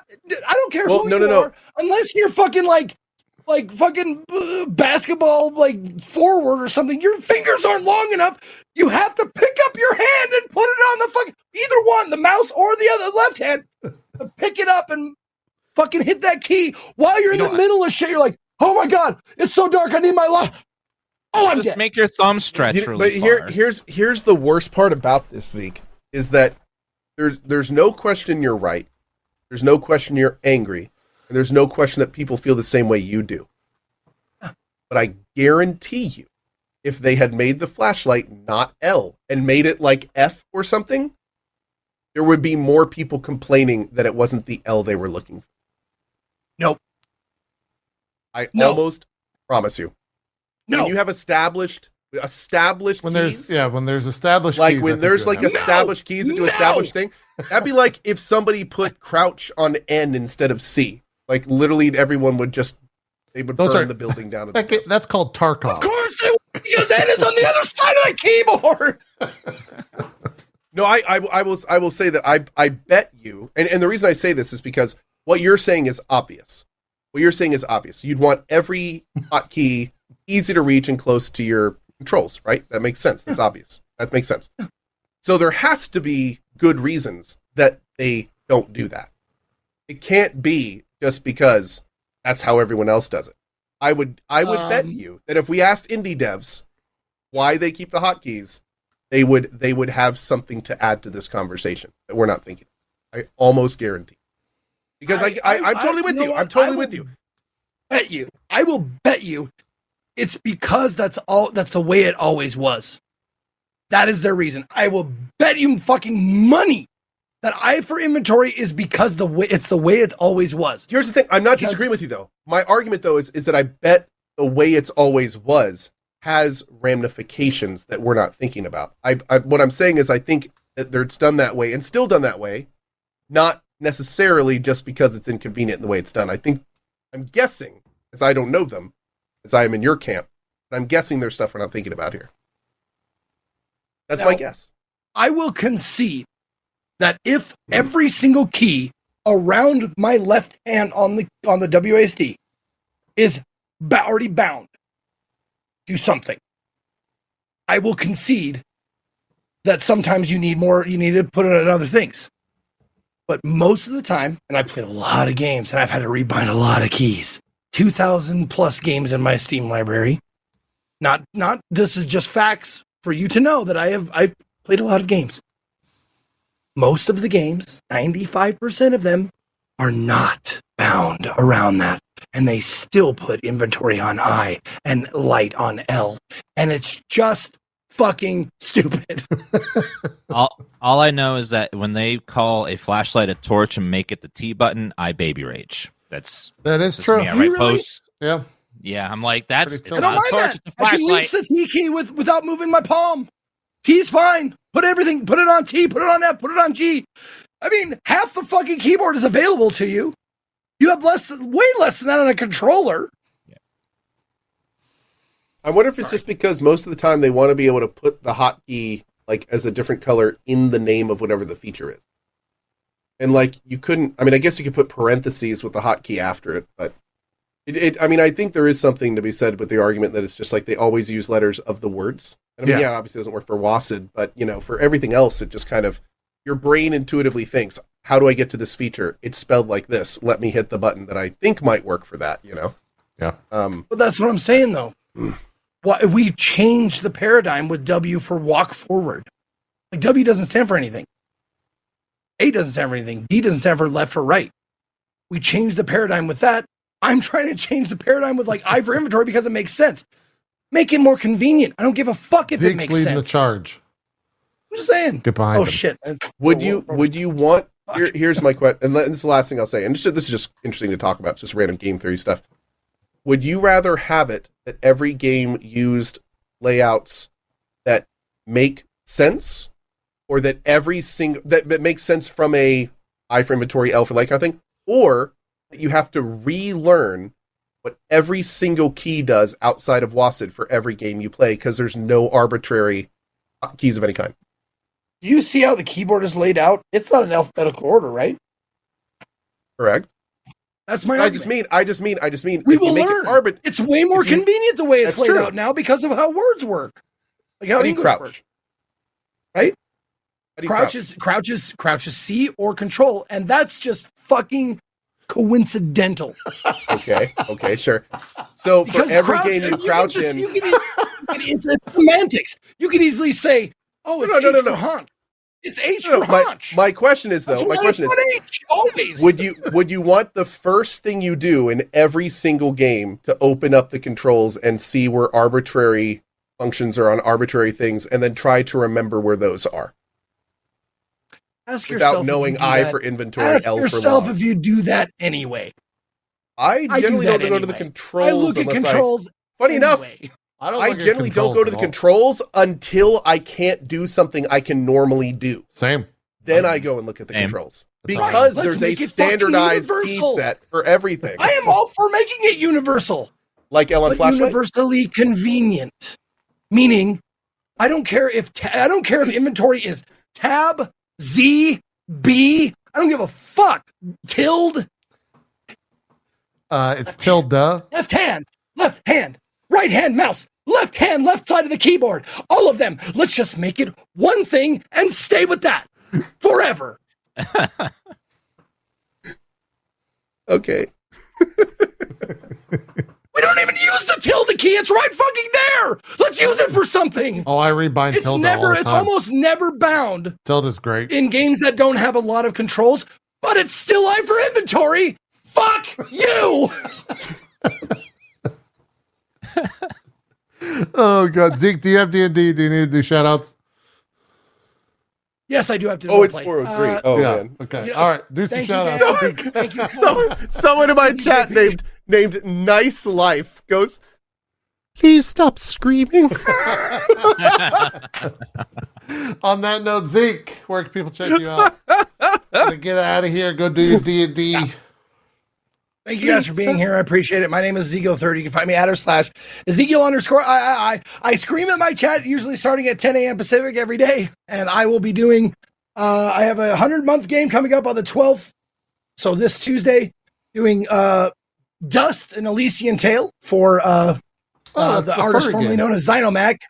And then I'm going to be playing The Forest Wednesday, Thursday, and then Friday I'm playing Theatrhythm on the Switch for Emperor Mythos' 100 month. So a lot of fun stuff coming up this week. I got Blade Runner right now, so I'm going to take off. Thank you guys for being here, and I will see you next time.